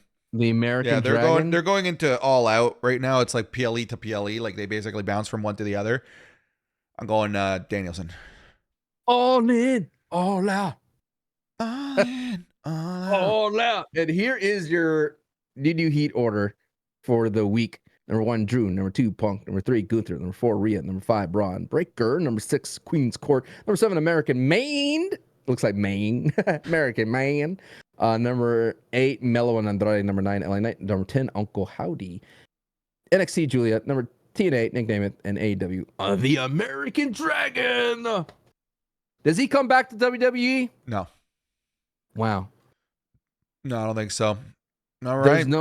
There's no feud. There's no legends that he would want to fight. I don't think so. I think he's done with WWE. I think he's done. All right. I want the Miz to fight him, bro. Oh, you just again? Yeah. Well, you know what is done this episode of the Wrestling is Cool podcast. Again, you could have gotten this 3 days early over on patreon.com/SantiZab. Sancho, what do you want to tell the people on what you're working on these days? I would love the people to come or to the Patreon to watch the Royal Rumble in review. We're getting into the fun times. I mean, now we're in Royal Rumble 94, and we're going to see more of like, the Razor Ramones, the Shawn Michaels. It's really cool, man. I think like you'll get a vibe of it, and it's like an hour-long episode because the Royal Rumbles are, and it's very cathartic, I think, to venture down. I do the commentary over it. I have fun with it. But I think what's more interesting is ranking them has been very fun because right now, just to let everyone, 92 Royal Rumble better than 93, just to give you a taste. Ric Flair better than Yokozuna winning. It's going to be crazy when you get into the Ruthless Aggression era Rumbles. It's going to be fun. No. It's going to be fun. Like, that's what I'm excited for more because I know my wrestling knowledge in that era is so sparse and it's so like here and there, but it's fun being in my wheelhouse for these. And then when I get to the Attitude Era, I want to remember all that. And then when I get into the uncharted territory of the Ruthless Aggression, I'm looking forward to that. There's a lot of John Cena in my face. Yes, sir. Folks, thank you so much for watching this episode of the Wrestling is Cool podcast. An extra thank you goes out to our $15 patrons. Those are the ones that we call the producers of the coolest tier. Thank you to !Santi is daddy.